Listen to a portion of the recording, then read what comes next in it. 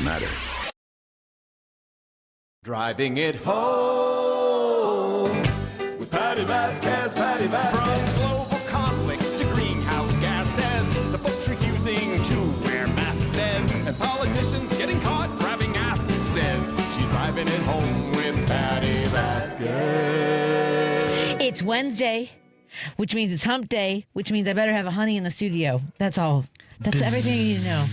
It is Wednesday, which means Ken Mejia Beal in studio with me, guest co-host. Hello. My hump day honey.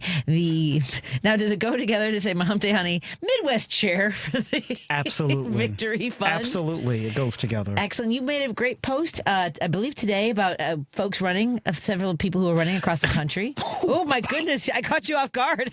You take a breath. Take a breath. You good? Okay. I'm great. I just swallowed that peppermint that I did not mean to, which is a lesson. I should have eaten it before but no, we have spotlight candidates every month. So please go to victoryfund.org to check out our spotlight candidates. We have great candidates all over the country. So go to victoryfund.org, click on endorse candidates, and click on your state and do the drop down, and you can see from municipal level all the way up to who is being endorsed in every state. And the endorsed candidates are members of the LGBTQ plus community? Yes. Okay. Yes. And do you also have like a designation for allies, or that's just... We only had one, and that was for President Joe Biden. Okay. And he actually came to our, we have an annual meeting in December, and he came in person and accepted his award, and it was very very sad though, because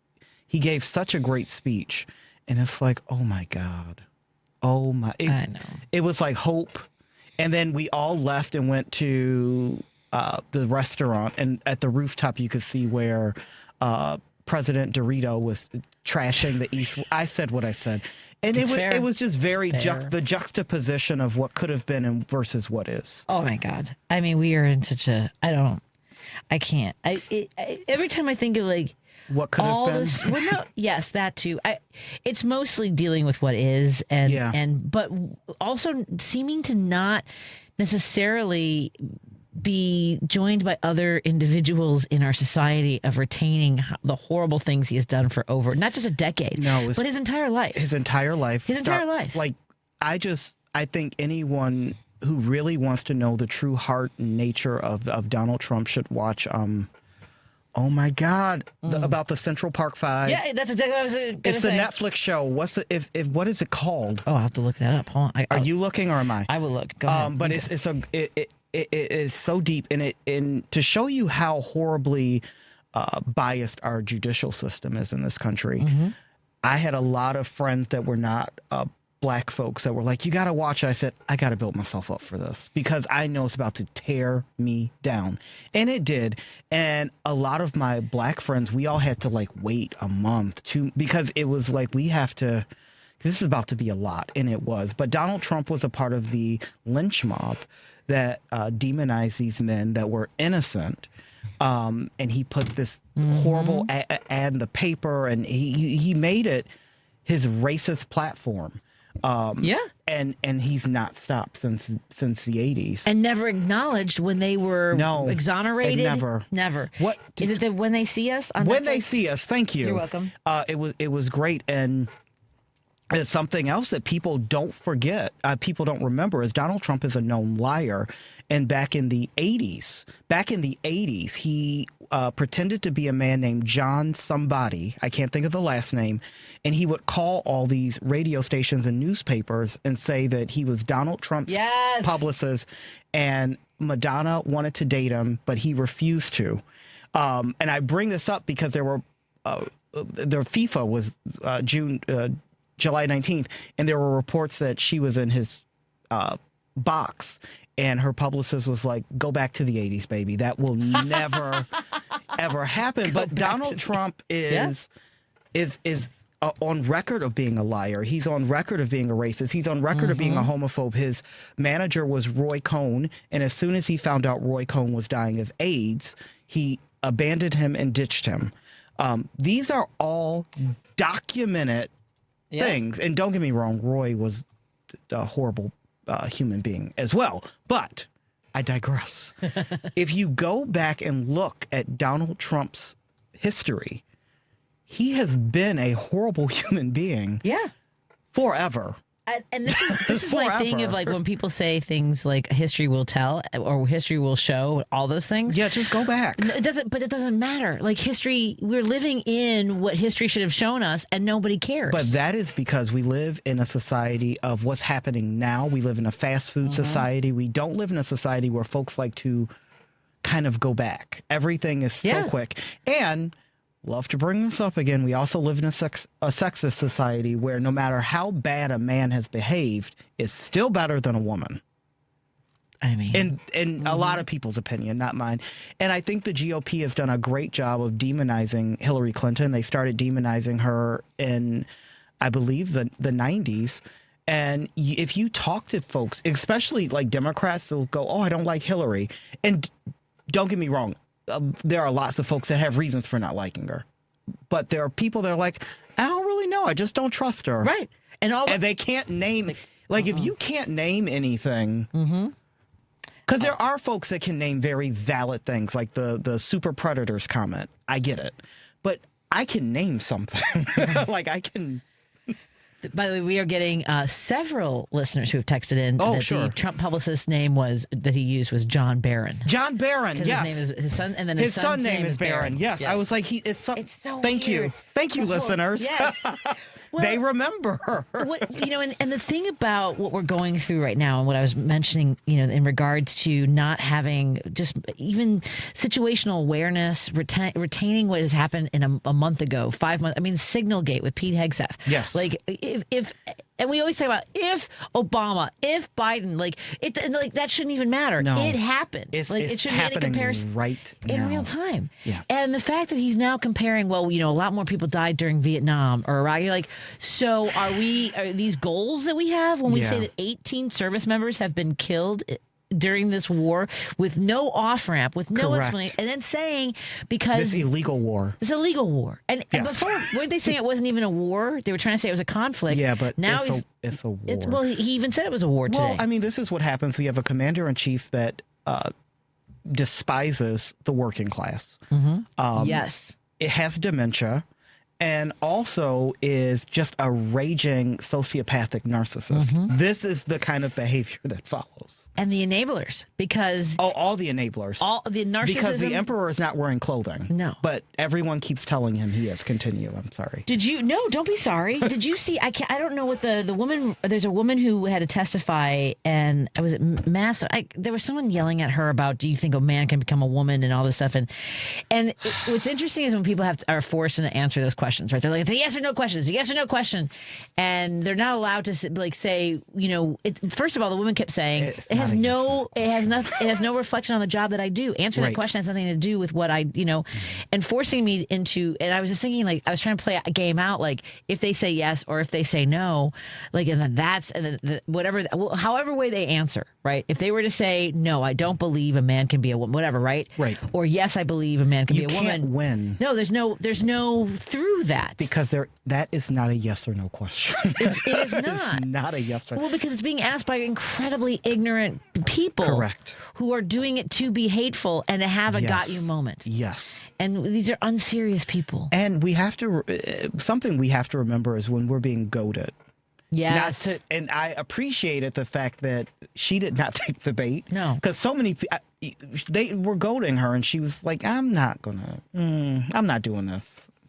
And apparently, it's nothing to do with what I don't know if it was like a branch of the Smithsonian. It was something in D.C. where they have displays of basically talking about puberty and talking about drag queen, but students get to go to or whatever. And it's like, I just, for the people who want to just shove their kids into a hole so they don't see the rest of the world and have no experiences. Well, under Trump's FCC, I just read that he wants to put advisories on shows that contain LGBTQ characters.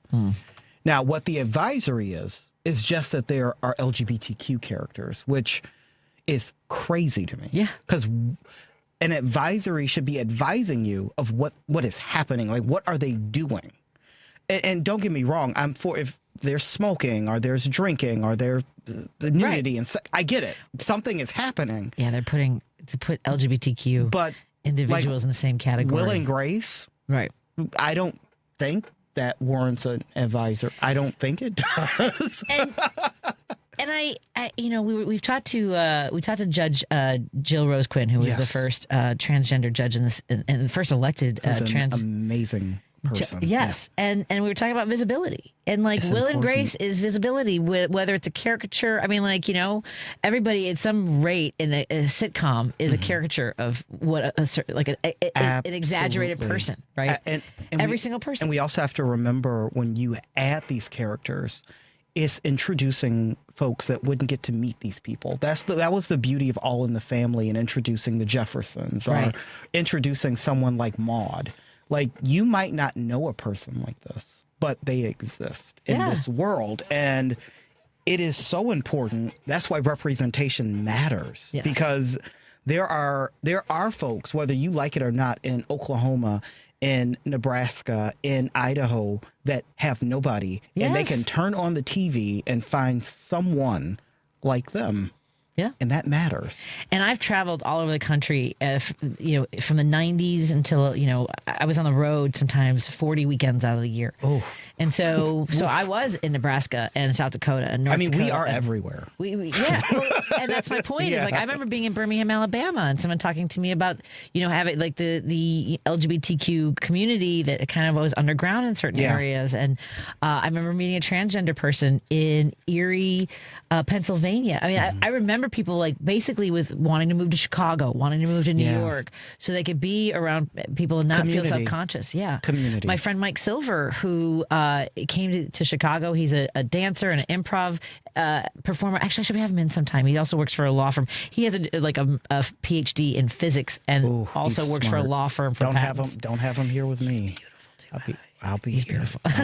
Never mind. I retract that statement. But his safe space in Florida was the Pulse nightclub.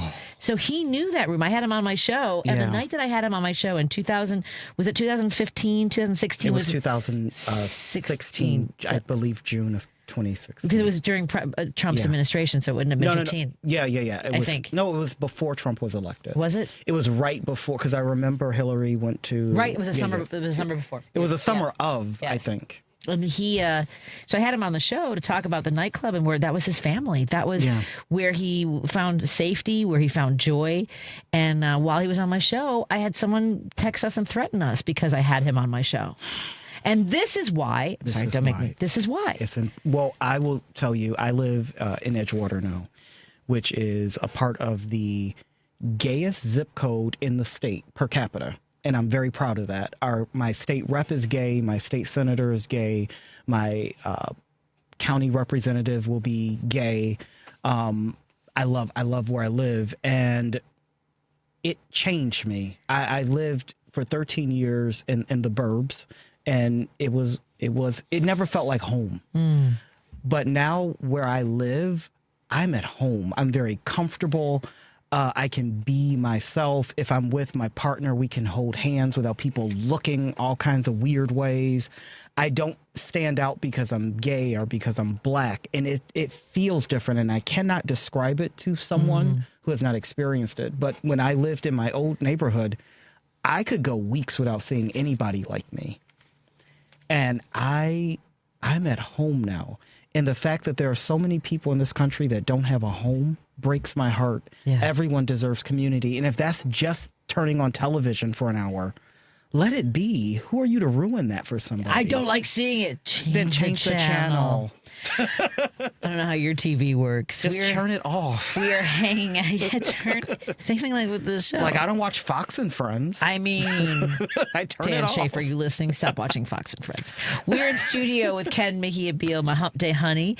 He guest co-hosts with me on Wednesdays. He has invited our guest that's coming on at 6 o'clock, Murray Briel. Yeah, she is Illinois State Representative. firecracker of District 76. Coming up in just a little bit, we're going to have an interview with Sandra Delgado, who's the Sandra Delgado Experience is this weekend. It's her birthday weekend. You've got to go see the show. You can go to Collaboraction's website to purchase your tickets. And then coming up at the end of the show, we're going to talk to Mama Lancaster and talk about their Pride events coming up in Bloomington, Normal, Illinois this weekend. Yeah. I'm so excited. More after this on WCPT at 20, Heartland Signal, KKNW 1150 in Seattle. Hello to our friends tuning in digitally on Facebook, YouTube, and now Substack's Minocqua Brewing Company's page. And thank you to our sponsors, Pride Coffee Roasters. Go to pridecoffeeroasters.com. Put in an order for the best single origin roasted to order coffee beans you'll ever have. It's so good. And they'll be at the Jefferson Park Sunday Market this weekend, which means I need to book Merrill for the show before Saturday. But go to their website to see what other markets they'll be at, including Edgewater and Skokie. Please go to pridecoffeeroasters.com. You can put in an order for a bean subscription. Go to Solar, go to source.solar, make an appointment with Peter Sorellis. Maybe it's time to get solar panels on your house or business. And if you missed our conversation earlier this week, you can go to heartlandsignal.com for the podcast and get all the information there. We also want to thank our friends at Minocqua Brewing Company. That would be the Substack from where a lot of folks are watching. Go to MinocquaBrewingCompany.com and put in an order for some of the best. I just had a can of the Fascist Tears last night, and they were delicious. It is really good. So good. It's really good. It's not one of those IPA. It's a West Coast IPA, so it's much smoother and it's really tasty. I highly recommend it. But they've also got a Gose now, which is a grapefruit, kind of a sour, salty sour. Abolish Ice is the name of that one, with a beautiful butterfly on that. I'm here for it. I love your shirt. Go to MinocquaBrewingCompany.com and also find the marketplace and order some great products from companies that will never, ever contribute to MAGA. More after this with Ken Mejia Beal, my hump day honey. Tonight on Democracy Now! As Defense Secretary Pete Hegseth goes to the Senate seeking $67 billion more for the war on Iran, Forensic Architecture has uncovered new details about how the U.S. killed over 160 people, overwhelmingly children, in a strike on an Iranian elementary school the first day of the war. For months, President Trump has refused to take responsibility for the strike. All those stories and more tonight at 11 on WCPT 820. You know, one of the best parts of summer around here is Fair Week, and it's almost here. The 2026 McHenry County Fair returns to Woodstock August 4th through the 9th, and they've packed the week with something for everyone. Whether you're cheering on the action at the Next Level Bull Riding Rodeo, catching the horsepower at the tractor and truck pulls, watching the quad racing, or waiting for the demolition derby, there's never a dull moment. And when the grandstand lights go down, stick around for live performances from country favorite Alex Miller and the always entertaining Feudin' Hillbillies. Of course, it wouldn't be the fair without carnival rides, mouth-watering fair food, livestock exhibits, local vendors, and all those traditions you look forward to every summer. On Friday, August 7th, you can meet me, Patti Vasquez, from 5 to 7 p.m. as we broadcast live at the fair.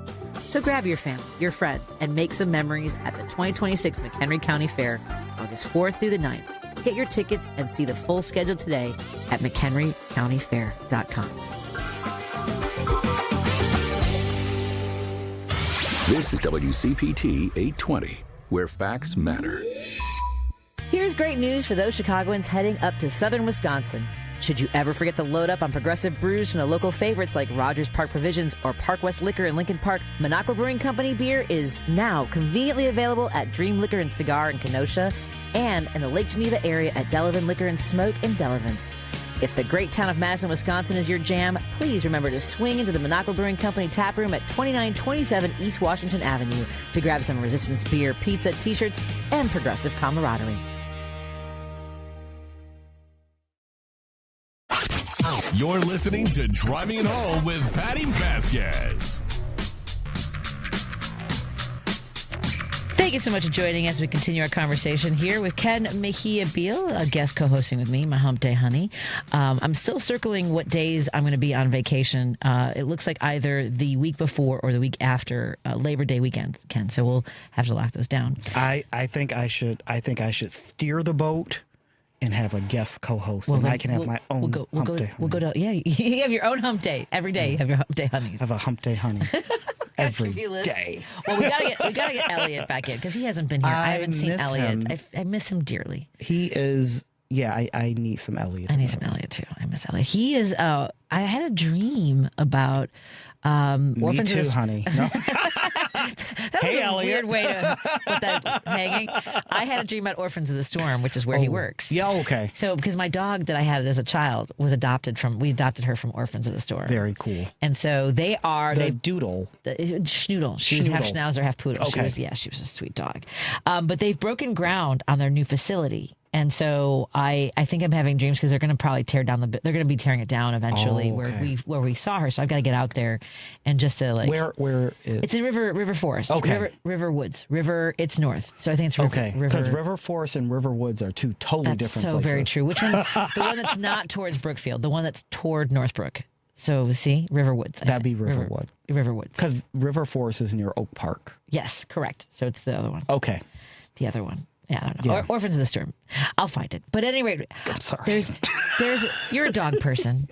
Yeah. Yes. So I can't have dogs because Declan is severely allergic regardless of any sort of allergy control or type of dog hair. But there's a guy in New York, and it brings me to tears. He has a social media account where he goes and takes a dog out who is about to be euthanized or has been in the kennel for a while, right?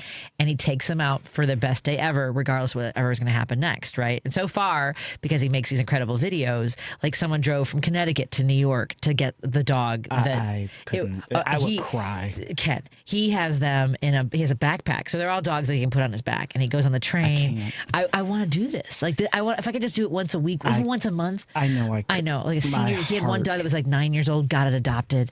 Like so far, I don't know of any sad outcome. Like everyone runs to the comments to make sure somebody's adopted this dog, because I can't have one. I would love to be able to be part of like getting dogs adopted. Like there was one at Orphans of the Storm that was like near the door. I don't even know if it's been adopted because I couldn't go back and look, but it had been there for a long time. And so I want to encourage folks to consider adopting, especially seniors.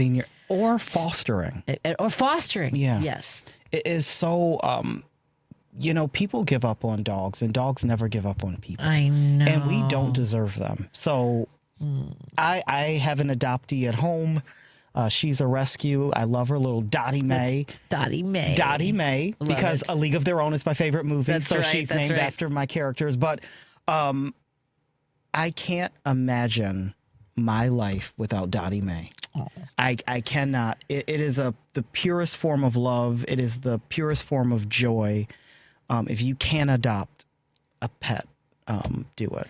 I am fortunate to be a dog auntie, so I get to go visit and live vicariously through my friends. You can visit me anytime. Dottie would love you. I love that. Well, the thing is, like, one is in Los Angeles. I'll go to other cities to visit my dog nephew. Come over to Edgewater. I'll do that. You might see my doggy niece.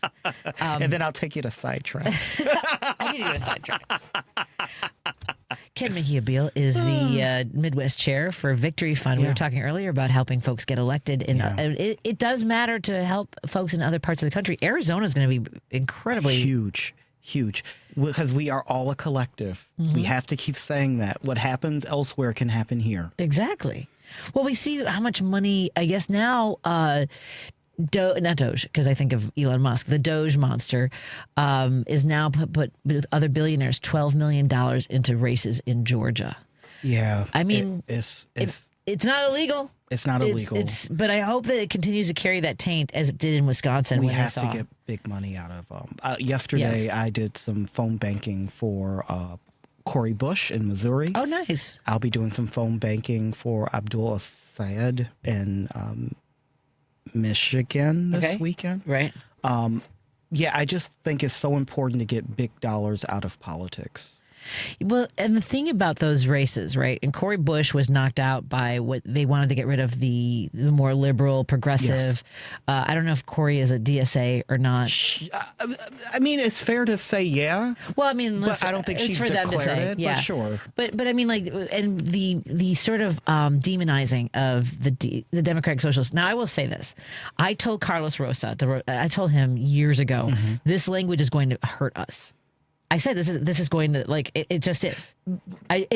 Because people are too dim. Well, because people don't know the difference between socialism and communism, number one. Let's start there. Yes. But number two, democratic socialists don't believe in taking your private property and don't believe it. Like, it's not. I know. It's not about the redistribution of your private wealth. It's about the redistribution of public wealth.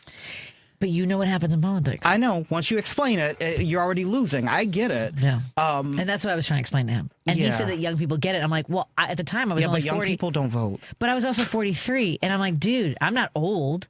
I'm going to be here for a long time. And I'm telling you, I'm of a generation, which is part of why I think Generation X was manipulated into believing all the lies of MAGA. Because Absolutely. You know what I'm saying? And Absolutely. because we're vulnerable to the language.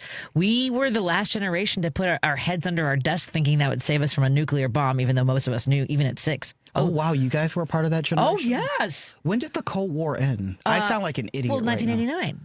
Would be with Reagan. Got it. I was not a part of. Am I wrong, folks? It's 1989. That sounds right. The wall and take down this wall and Ryan White died same time. By the way, got it. Around the same time. For me, like that was my touchstone of the AIDS crisis.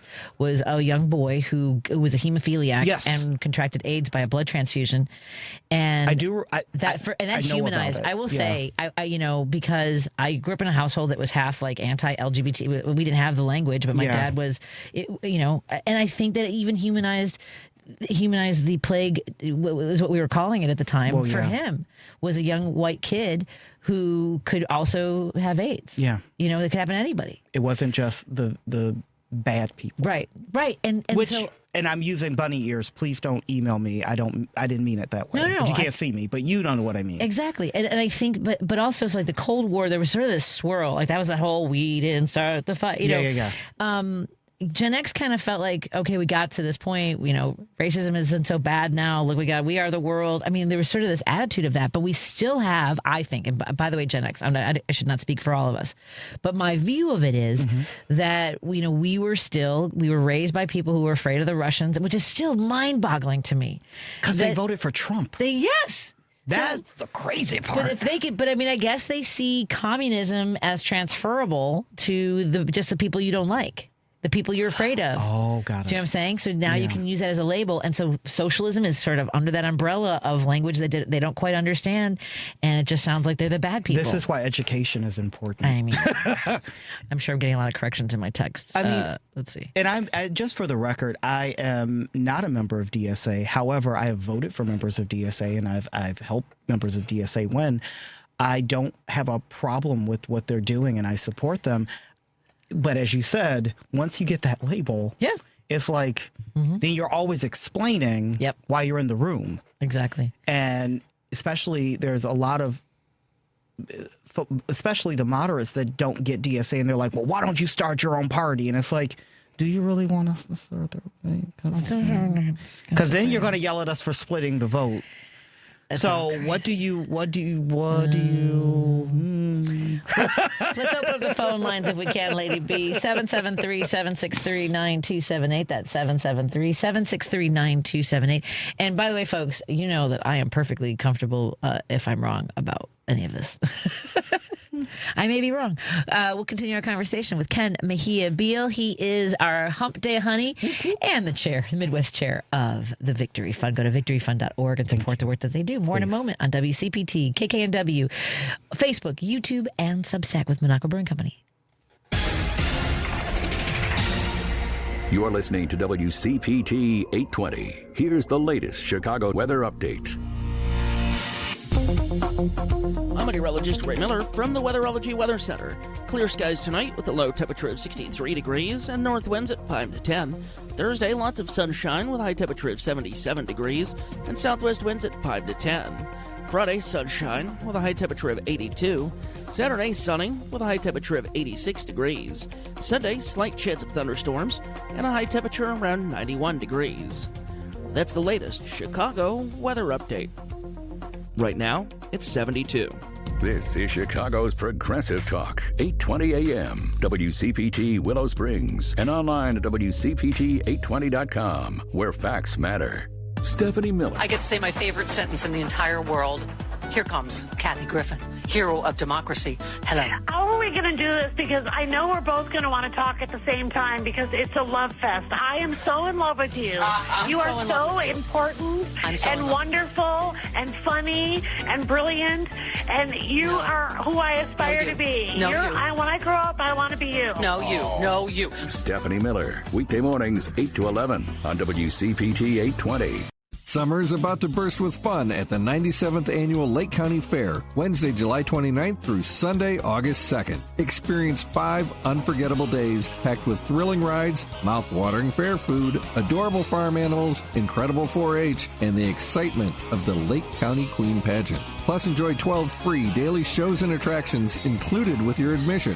Cheer on the pig races, watch world-class lumberjacks and magic show, meet amazing canine performers, and explore interactive exhibits. Even more excitement with our grandstand events, including the Demolition Derby, motocross, monster truck throwdown, and pro bull riding. Whether you're making family memories, chasing thrills, or just coming for the funnel cake, there's something for everyone at the Lake County Fair. The fun pops off Wednesday, July 29th and runs through August 2nd at the Lake County Fairgrounds in Grays Lake. Buy your tickets today at lcfair.com. The Lake County Fair, where summer is bursting with fun.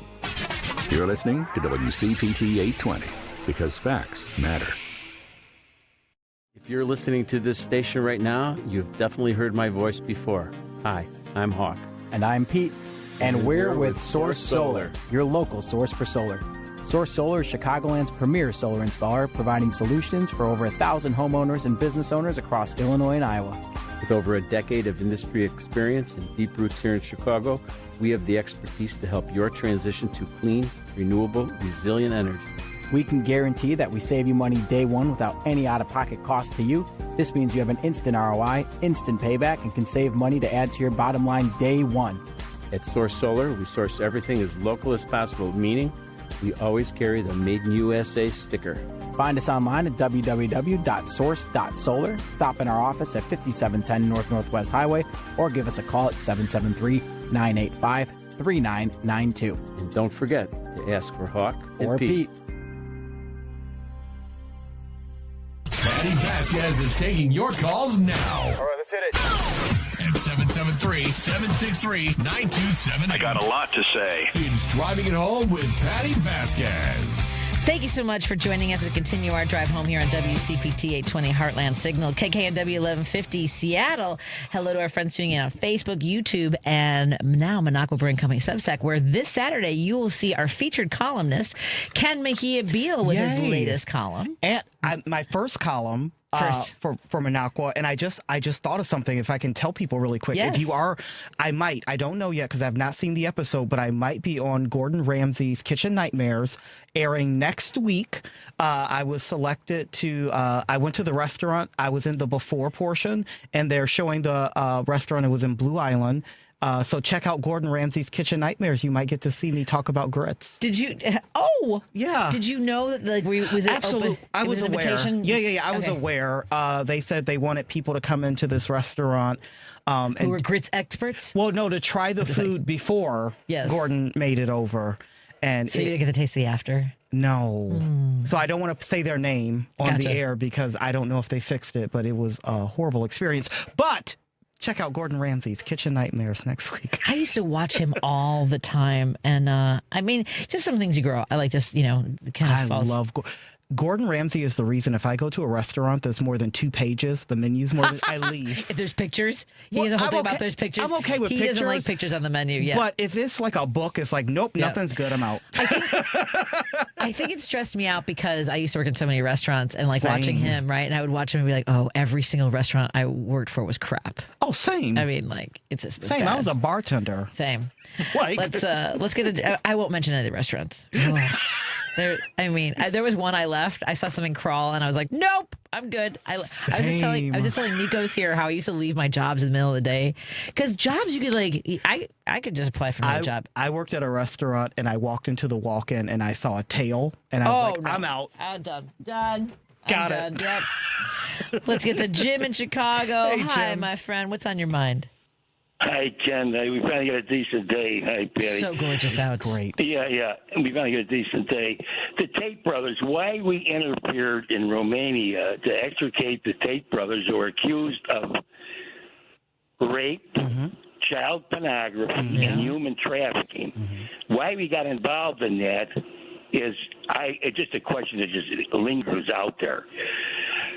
It took the English to finally bring them to justice. And the other thing is they had a Frenchman today. I don't know if it's a suicide or what, but he was involved with Epstein. Ran a French modeling agency. You can imagine how he coerced these poor people. Are probably broke, and turned them over to these savages. And it's just insane. But I was barred from a casino in Bucharest in 2006. I didn't get any help from anybody. I would have helped you. That sounds like quite the story there. I was beyond help there, Kate. Anyway, and then the other thing, I was talking to a couple of elderly people. They cut their food stamp allotment down to $26. They show me the paperwork. These people are approaching 80 years old. Yeah. The paperwork is insane. I mean, a stack of paperwork. You got to prove that you're a citizen. You've got to prove your last 15 months on the planet. What they've done, and not only that, but this is costing. I think it's Save a Lot. There's a lot of grocery stores closing because 25% of their income came from the SNAP benefits. SNAP benefits. Yep. You had a guy on yesterday. Worked for Biden. Yep. The policy, economic policy advisor. Yeah, he was saying how much it's going to affect everybody. Yeah, look at the nightmare we're in. This is an absolute nightmare. I mean, and these people, what do they want? I've seen people actually have to go out and get a job. In fact, I don't know, if things keep up the way they do, I may have to hit the pavement myself here. My point is, what is this? What's going on here? In the meantime, Trump is making billions. Yeah. We're spending billions on a war that he started. He started the goofy war. And, I mean, you're spending billions on it, and Hegseth is in there, he wants more billions and more billions. In the meantime, look at just take the student loan thing. Why wouldn't they forgive student loans? What is that, just to be a psycho? Or what is it? What do the Republicans do? What do they think? Everybody's going on the mooch? I mean, that's been their calling card for since the 20s. Everybody's on the mooch. Yeah. Yeah, I think everybody's mooching. By the way, I know. But they're for Pete's sake, look at the tax breaks they're getting. Look at he said that's what it's all about. The 1% they're getting all the dough. Yep. That's. I agree, Jim. I got to run to the next phone call. Thanks so Jim. much. Thank you so much. Let's get to Paul in Seattle. Hey, Paul, what's on your mind, my friend? Paul. Hey. Oh, you fell out there. We'll try again in a moment. I swear to God, Paul fell out. Yeah. Look at the Jim and Lake Zurich. Hey, Jim, what's on your mind, my friend? Yeah, hi, Patty. Nice talking to you. We met at some rallies and so forth. So awesome. I appreciate what you do. Thank you. I just wanted to talk about labels, and I'm not quite sure why the maggots run around calling people socialists, communists, when they're the fascists, right? Yep. And I have a question for all the Republican folks that actually, and I don't even call them Republicans, they're Republicans. Give me one thing the Republicans have actually done since Eisenhower to help the middle class. Just give me one thing. And you hear silence. Yeah, I would imagine. They have nothing. They haven't done anything for us, middle class and below, right? Yep. Anything. You can't name one freaking thing. Bottom line is people want democratic socialism, right? Everybody keeps on saying, the far left. Please explain to me, what do they mean by far left? For universal health care? Yep, that's what they mean. Universal health. Yeah, because so that's such a bad thing? If it wasn't just moderate Democrats in for the last number of decades, we would have had universal health care. Democratic moderates. We don't need any moderates. Enough with these guys. They're in the middle of the road. We don't need to go middle of the road. When the Republicans vote, they vote no matter what. Yep. We've been playing, like nice guy. You can't play nice with these people. I agree. Enough is enough. Agreed. 100%. We need to take control of this country. Yes. Right? Everybody needs to wake up. Wake up. I agree. 100%. I love your passion, Jim. So please, if anybody's out there that's a Republican or a conservative or a moderate, please tell me one thing that they've done since Eisenhower. Yep. One thing. I don't think they can. They can't. No. Nope. And you know what? The text line is open. I mean, if they want to call, my guess is they won't, or else they think that I screen. I mean, if you're going to be rude to Lady B, that's how you don't get on the air. I'm just saying. Thanks, Jim. Thanks, Thank you for your Jim. passion. Call more often. And please call more often. He does. Thank you, Jim. Take care.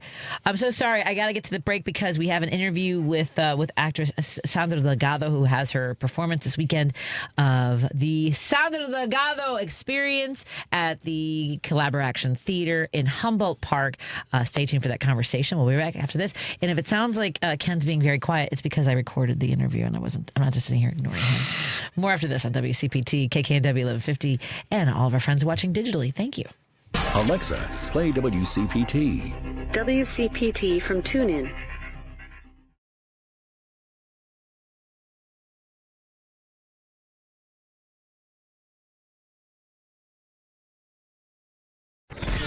Welcome back to Driving It Home with Patti Vasquez.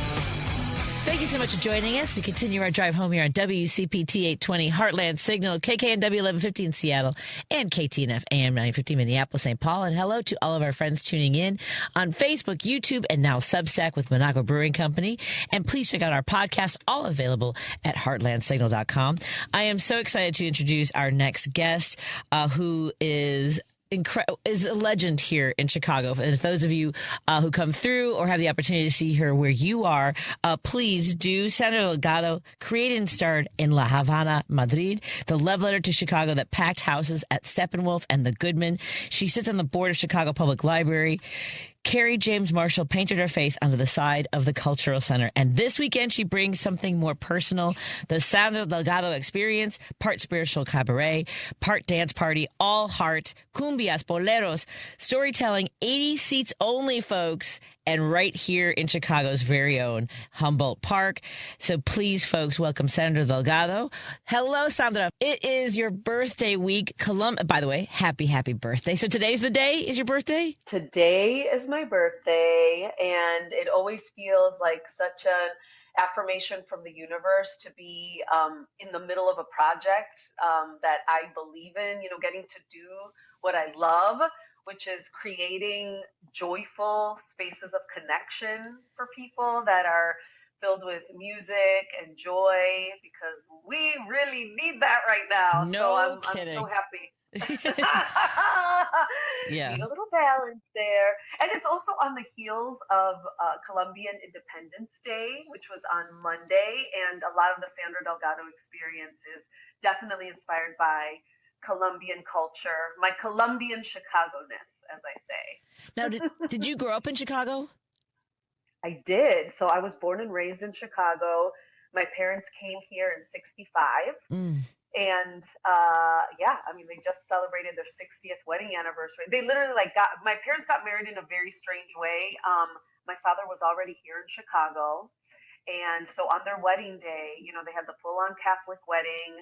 My mom is in Medellin. She walks down the aisle and she says her vows to my dad's cousin, who was a stand-in for my dad, because my dad was already here in Chicago and he was getting married at the same time at Mount Carmel Church on Belmont, just west of Broadway. And then my mom, the very next day, got on a plane and came to Chicago. So that'll be 61 years this August. Wow. What an incredible story. I love that so much.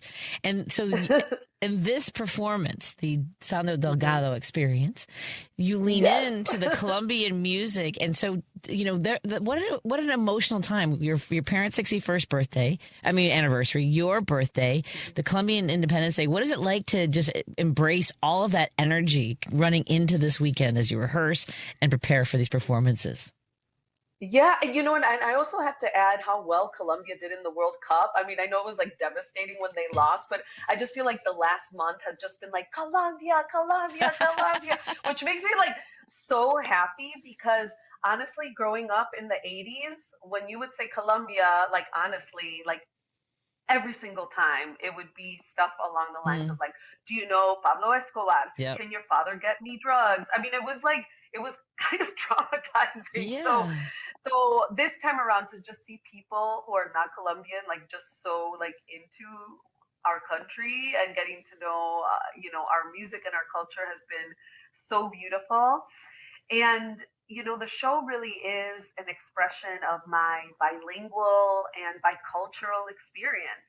Like for so long, like there's this saying in Spanish, ni de aquí, ni de allá, which means, I'm not from here, I'm not from there, that I think a lot of people uh, feel, whether they're like immigrants or first or second generation, like sometimes like feeling, but I'm embracing like soy de aquí y soy de allá. I am from here and I am from there, and so this show really shows these two sides of me. Like there is Colombian music, but then I also have like I'm also like a Gen Xer, child of the 80s. And so I have like some reimagined English language classics, for all my 80s baddies out there to be satisfied because I love singing that kind of music too. And you mentioned that, when you were growing up that people had jokes about Colombia and, these sort of stereotypes. At home, was your house filled with music? Was this something that your parents raised you surrounded by the sounds of their culture? Oh my gosh, absolutely. And as someone, I've never lived in Colombia. I wasn't born in Colombia. Um, so the way that I feel Colombian, first and foremost, is definitely through our music. Followed, I mean, it might be like the music and the food. And my house, maybe it was Chicago once we walked outside those doors, but inside the house, it was Colombia. And I do come from a really musical family. From the time I was 5 years old, I was in a Colombian folkloric dance troupe and a choir with my parents. And so for me, the arts, even though I didn't like think about it as like this is art, but for me, artistic expression has always been synonymous with family and synonymous with community. And so I think, that has subconsciously fed the kind of work that I do and the kind of experiences that I want to create and share with an audience. I mean, there's always music around the house. My mom was always singing. We were always singing together at parties. My aunt Inez would be on the piano, and I grew up listening to my mom and her sisters, my tias, singing in beautiful harmonies together. And now I sing around the house, so my daughter sings around the house, and it's so beautiful to like see that music, the love of music, just passed down generation to generation. I'm so impressed and always dazzled with the work that you do, and the wonderful world that I actually had the tremendous joy to celebrate in your space and collaboration when we developed a musical that we're working on. Tell us what folks can expect this weekend coming for the Sandro Legado experience. Yeah, so the show is about loving yourself and loving each other. The show originally, when I first started doing it, I think it was 4 years ago, was the debut. It really started out as a kind of a Colombian folkloric music preservation project. I think, there are Colombians in the United States. I always say, and so the Colombian history is U.S. history. Latine history, Latine Chicago history is all U.S. history. And so I wanted to introduce this music that I've been singing since I was a little kid to a new audience, and also for people that do know it, to find joy in that. And then I was like interspersing like little like personal stories. Some of it is music history. I love talking about the history of music and music as a metaphor for connection, because music really doesn't have any borders. And but over time, as I started doing it and as I started experimenting with the stories, I really have found kind of a new purpose for this project, which is it's a project about self-love, and it's a project about empowerment, and it's a project about loving yourself first so you can really love other people. And so over the course of the night, there's amazing music. This band is outrageous. I have to talk about the band Yes, first. please.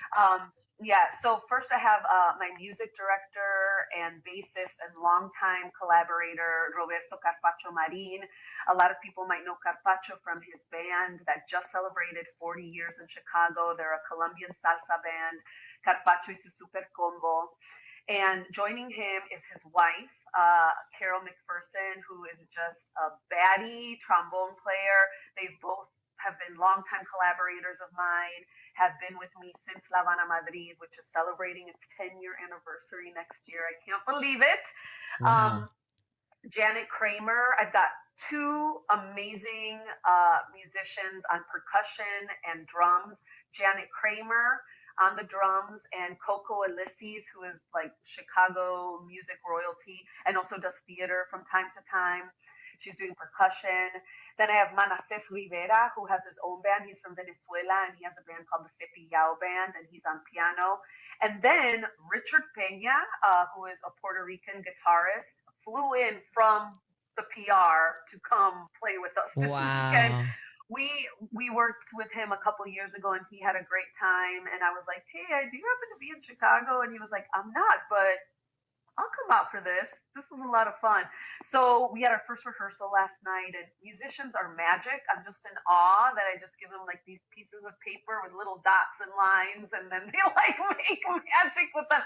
So the audience can expect some amazing music, cumbias, boleros, a little salsa, some reimagined English language classics like maybe some Pat Benatar, maybe some Patti Smith, yes, nice. with a little twist to it. And then interwoven within these songs are I do share some personal stories that are kind of springboards for the audience to reflect upon their own lives and maybe share a little bit with the people around them to kind of form that connection. And what's really special about this one, I've been doing this show in very big venues, like the Epiphany Center for the Arts, Joe's on Weed Street. These are bigger venues, and in New York, bigger venues. I'm bringing the show home to my artistic home, Collaboration, in our new space in Humboldt Park, and it's an intimate space, and it's even more intimate than usual because we've added a little table seating, so it's really only about 80 seats per night. So I'm crafting a special night that really speaks to this intimate environment that we're in. I'm really excited to see how this show works in this setting. Oh, how fantastic. Okay, I'm making every effort I can to get there, and hopefully there'll still be tickets. Let folks know there are only 80 tickets a night, as you mentioned. Tell them why they shouldn't wait and where they should go to get tickets.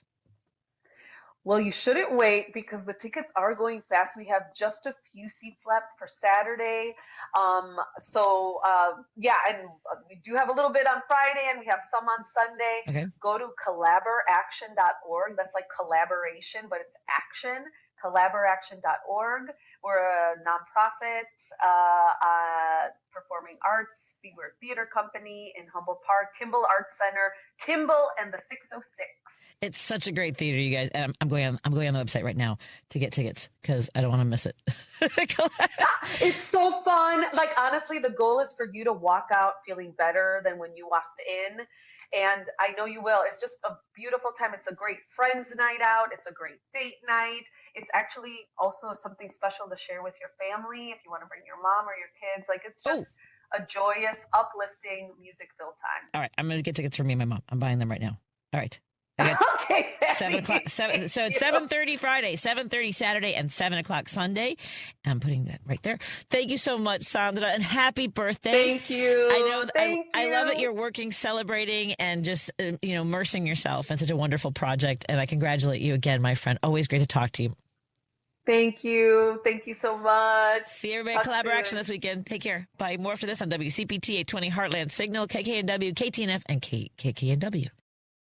Take summer to the next level with the stunning performance of a Porsche. Find the perfect model for you at the Porsche Exchange in Highland Park. Browse and test drive our extensive selection, like the 2026 Porsche Cayenne. Right now, lease the 2026 Cayenne for just $1149 a month for 39 months. Discover performance like no other when you visit the Porsche Exchange in Highland Park or PorscheExchange.com. 10,859 to assigned for qualified buyers. Excludes tax title license and dealer fee. No security deposit required. See dealer for details. Offer ends 7/31/26. Amazon Business. Discover smart business buying, where unmatched selection meets AI-driven tools to simplify complex processes, so you can focus on what matters most. Learn more at AmazonBusiness.com. AP News, I'm Ben Thomas. Tropical storm Bertha has made landfall on the southern tip of Louisiana. Ed Donahue has details. State climatologist Jay Grimes says Bertha reached land in an area east of New Orleans. The good news here is that the shear, the dry air continue to do their work. Bertha will weaken steadily as it moves inland. The dry air, that wind shear, and the interaction with land is going to take most of the punch out of the storm. The storm has closed beaches from the Florida Panhandle to Mississippi. Louisiana Governor Jeff Landry called the forecast encouraging, but even a weaker storm can produce dangerous rainfall, localized flooding, and hazardous travel conditions. Forecasters say the main threat from Bertha is expected to be damaging winds and coastal storm surge. I'm Ed Donahue. The House has adopted a Republican-only $95 billion budget proposal in a long-shot effort to fund the Iran war and other White House priorities. Meanwhile, Sagar Magani reports. The president says every time Tehran shoots at a ship in the Strait of Hormuz, Washington will destroy an Iranian bridge or power plant. They're going to pay a big price. He spoke as the unpopular war spirals, with both sides exchanging fire. He was heading to Dover Air Force Base, where the remains of 4 American troops killed in the Middle East were returning to their families. All I'm going to say is we love you, we love your child, and that's what they are to them. They're their children. 18 U.S. service members have been killed since the war started nearly 5 months ago. Sagar Magani, Washington. The latest strikes by the U.S. and Iran sent oil prices higher again. Brent crude settled above $94 per barrel, while U.S. gasoline prices jumped another 4 cents to an average $4.06 per gallon, according to AAA. This is AP News. The Ebola outbreak in eastern Congo's now killed more than 1,000 people. Hai Panjwani has the latest. It's a grim toll in what's already been declared the fastest Ebola outbreak in history. The latest update from Congo's Ministry of Health shows that over 2,400 cases have been recorded. Trish Newport is the emergency program manager for MSF. There are places where you have one community death in a new area, and in a few days you have 17 new cases. It's such a great example of how infectious anyone is that stays in the community as soon as they have symptoms. The outbreak declared on May 15th is unlike most previous Ebola outbreaks because the virus responsible for it has no approved vaccines or treatments. But people arrive very, very late, either because it takes a long time for them to get to where we are, or because it took a long time for them to be diagnosed actual illness. And so this is challenging for our teams. I'm Haya Panjwani. The latest at apnews.com. I'm Ben Thomas. Thanks for listening. This is 820 AM, WCPT Willow Springs, and streaming worldwide at WCPT820.com. We are Chicago's progressive talk, where facts matter. Now, your WCPT 820 weather update. I'm meteorologist Ray Miller from the Weatherology Weather Center.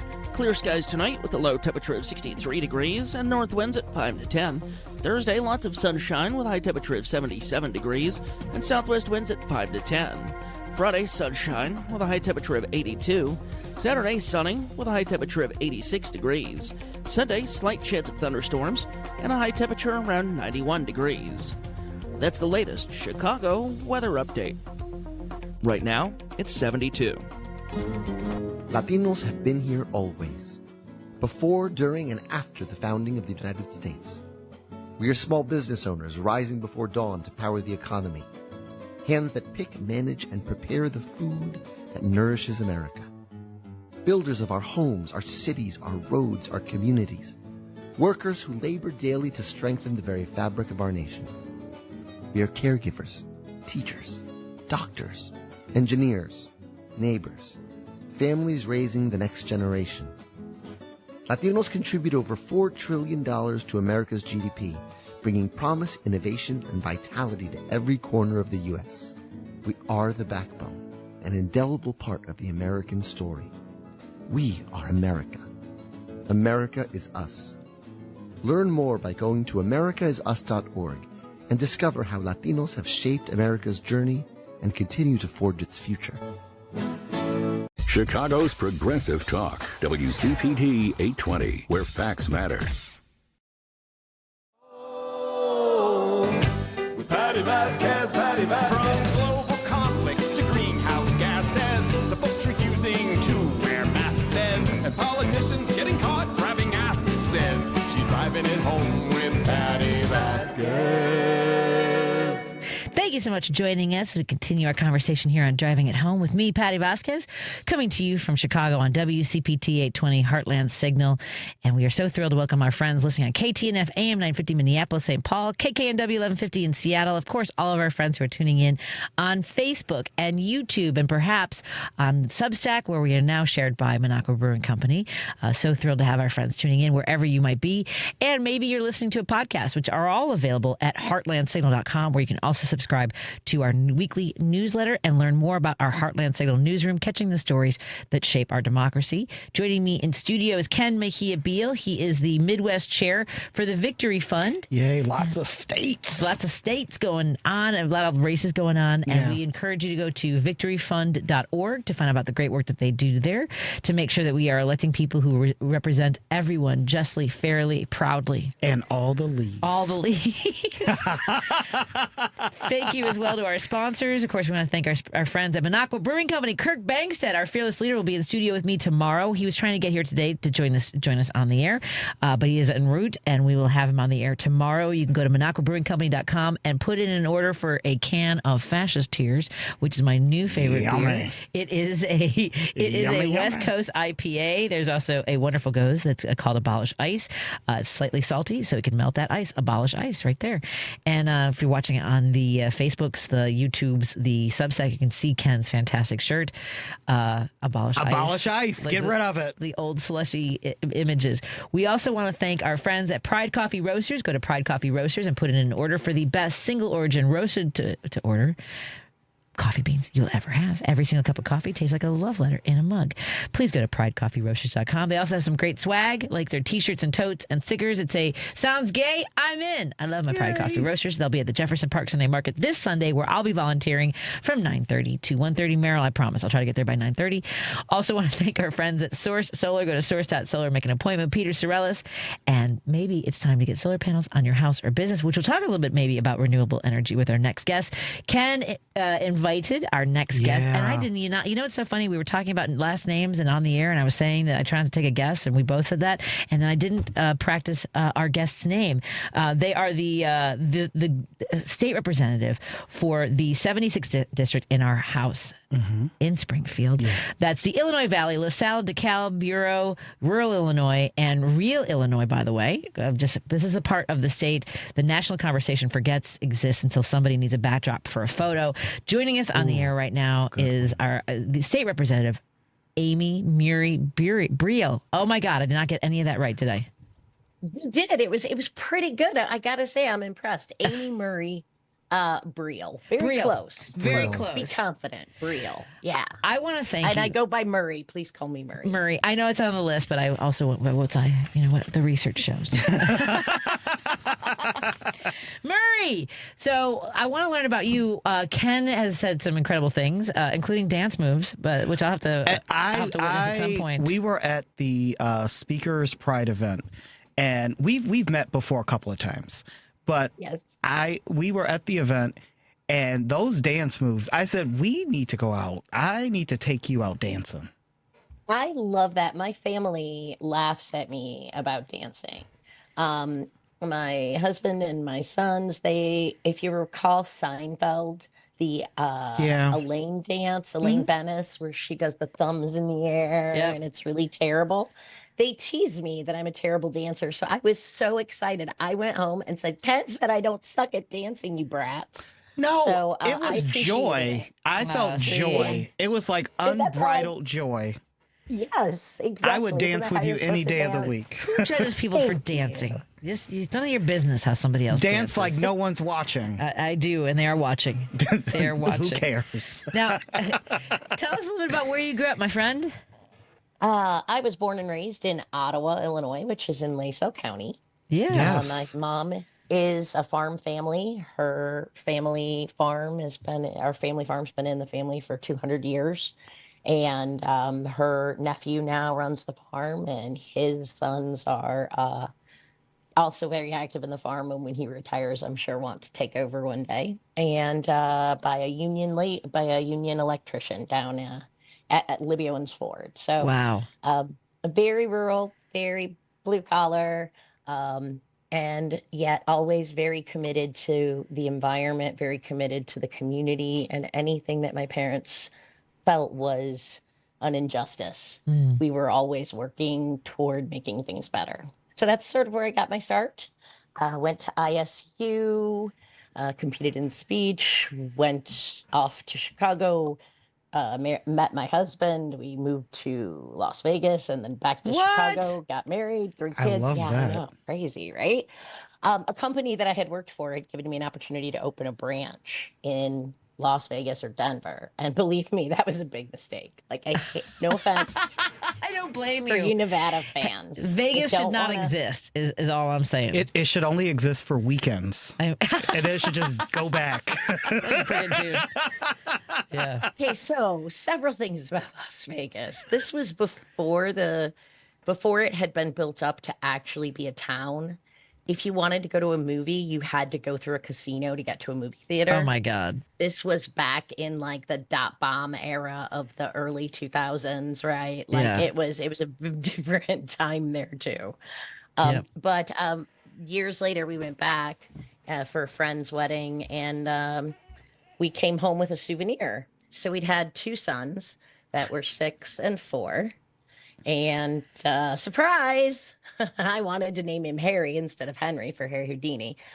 But I wondered if we could sue the tourism board, because this is the slogan, what happens in Vegas stays in Vegas, does not always stay in Vegas. Sometimes it comes home with you. It sure does. And that is my youngest son. That is what we say about him. I love that. And so when you came back to your community that you'd grown up in.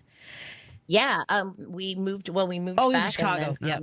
To the Chicago, to actually Joliet area. Got it. And we were waiting for my parents to sell their home, because my dad built this home with his hands, except for the brickwork, because Mom was sure he would screw that up.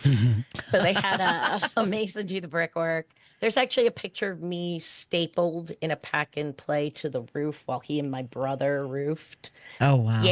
Yeah. So we wanted this home and our land, which was also family land.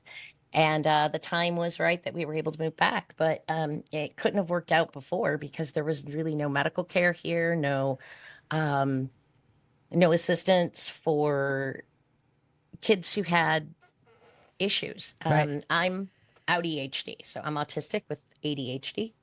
My husband has, I don't know what that is or why it's doing that. I'm sorry. Oh, you're fine. My husband is ADHD, and all 3 of my kids are ADHD. So it's kind of a chaotic, fun world that we live in.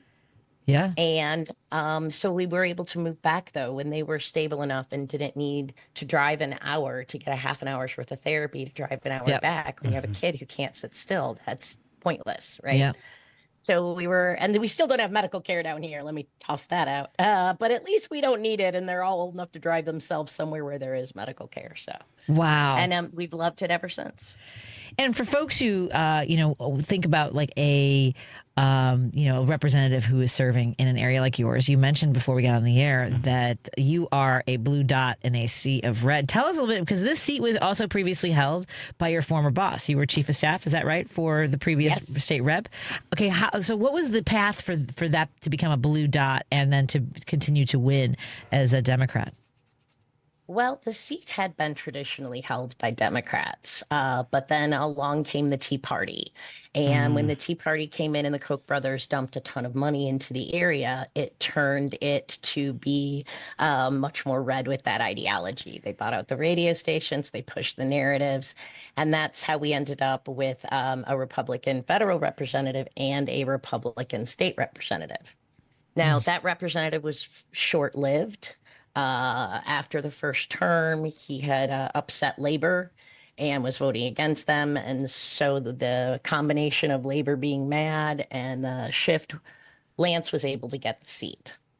So then in 2022, there was a redistrict. And in the redistricting, it moved more north, the district did, as opposed to being south. And that's given us the delight of having DeKalb in our district. And there are so many businesses. People make this, they misjudge. They're like, how can DeKalb and the Lacey Valley have anything in common? And I'm like, they have a lot more in common than you think. Right. The number one industry here in the Lacey County is agriculture, followed by tourism.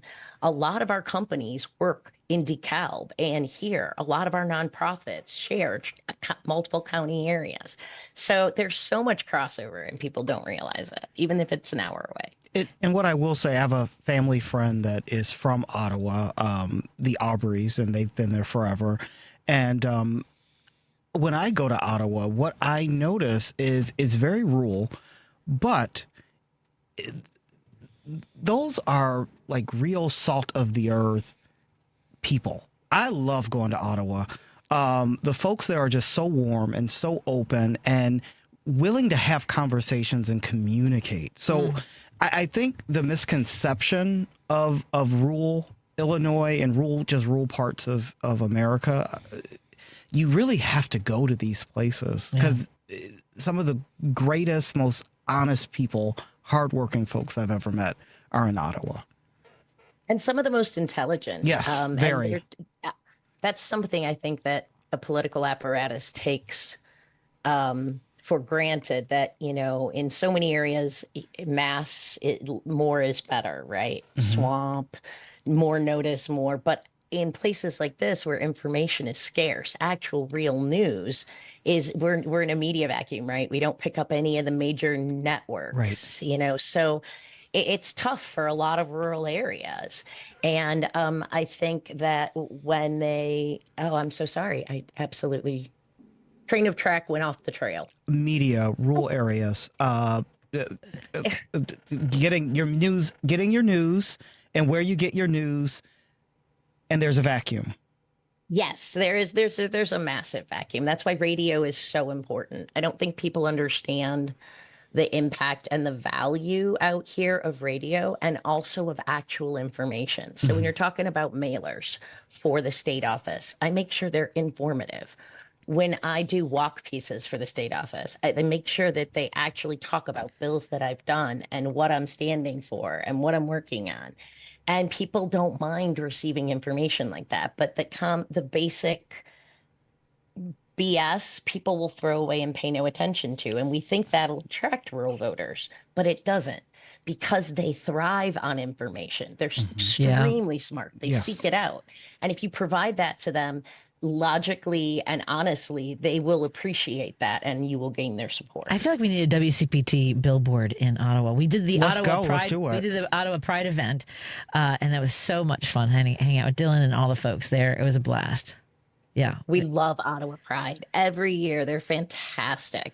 And the thing about Ottawa is it's rural. I mean, there's really no place I've ever been that you can be in a fan boat on the river, crossbow shooting Asian carp like they do, and then 20 minutes later be in a winery where the grapes are grown and the wine has come in second only to the Champagne region of France. It's a great place. That's pretty cool. There are so many things to do and see here. We are talking to state representative for the 76th district here in Illinois, and she's in the Illinois Valley, LaSalle, DeKalb, Bureau, rural Illinois. That's again 76th district. We're talking to Murray Brielle. Yep, you got it. Got that time. Murray Brielle. We're going to take a break here because I do want to talk about, come back to something you were discussing about the resources for families who have an individual they care for with any type of disability. Because one of the reasons I got involved and ran for office in 2020 for state rep was because there wasn't anybody in those chambers who has it. So my child is severely disabled. He's only the 53rd person in the world that's been diagnosed with Primrose, and he will never live independently. And so one of the things I ran on, parents like me often think I can't die first because we know that his care will rely on those who are compensated and who are invested in that role in our lives. So in the absence of living forever, I ran for office. And so it's good to know that there are people who are fighting for the disability resources that we need to protect, in particular under federal administration like this. We'll continue our conversation with the state rep when we come back on WCPT 820 Heartland Signal, KKNW 1150 in Seattle, KTNF AM 950 Minneapolis, St. Paul. And we have in studio with us the Midwest chair for the Victory Fund, Ken Mejia Beal. He's my hump day honey, just in case you're wondering about his official title. Just saying. Right back. While retinitis pigmentosa takes Mark's vision, his family gives him hope, whether at the family business or at home with his wife and sons. He knows he's not fighting alone. For 50 years, the Foundation Fighting Blindness has funded research into treatments and cures for blinding retinal diseases, providing hope to people with vision loss. And for Mark, winning the fight means being there for his family. The Foundation Fighting Blindness. Together, we're winning. Help us end blinding diseases at fightingblindness.org. WCPT replay. On the line with us is none other than Cliff Cash. You've got to be loud. You've got to show up. You got to stand up. You got to speak up. And I get if you live in a red area or a red neighborhood or you have really red friends or family, it doesn't matter. Fascists feed on fear. If you ever wondered what you might have done during the Civil Rights Movement or during Nazi Germany or during any other pivotal time in history, you don't have to wonder, because what you would have done is what you're doing now. And if you're being fearful and quiet, then you're part of the problem, and you would have been in those historic moments as well.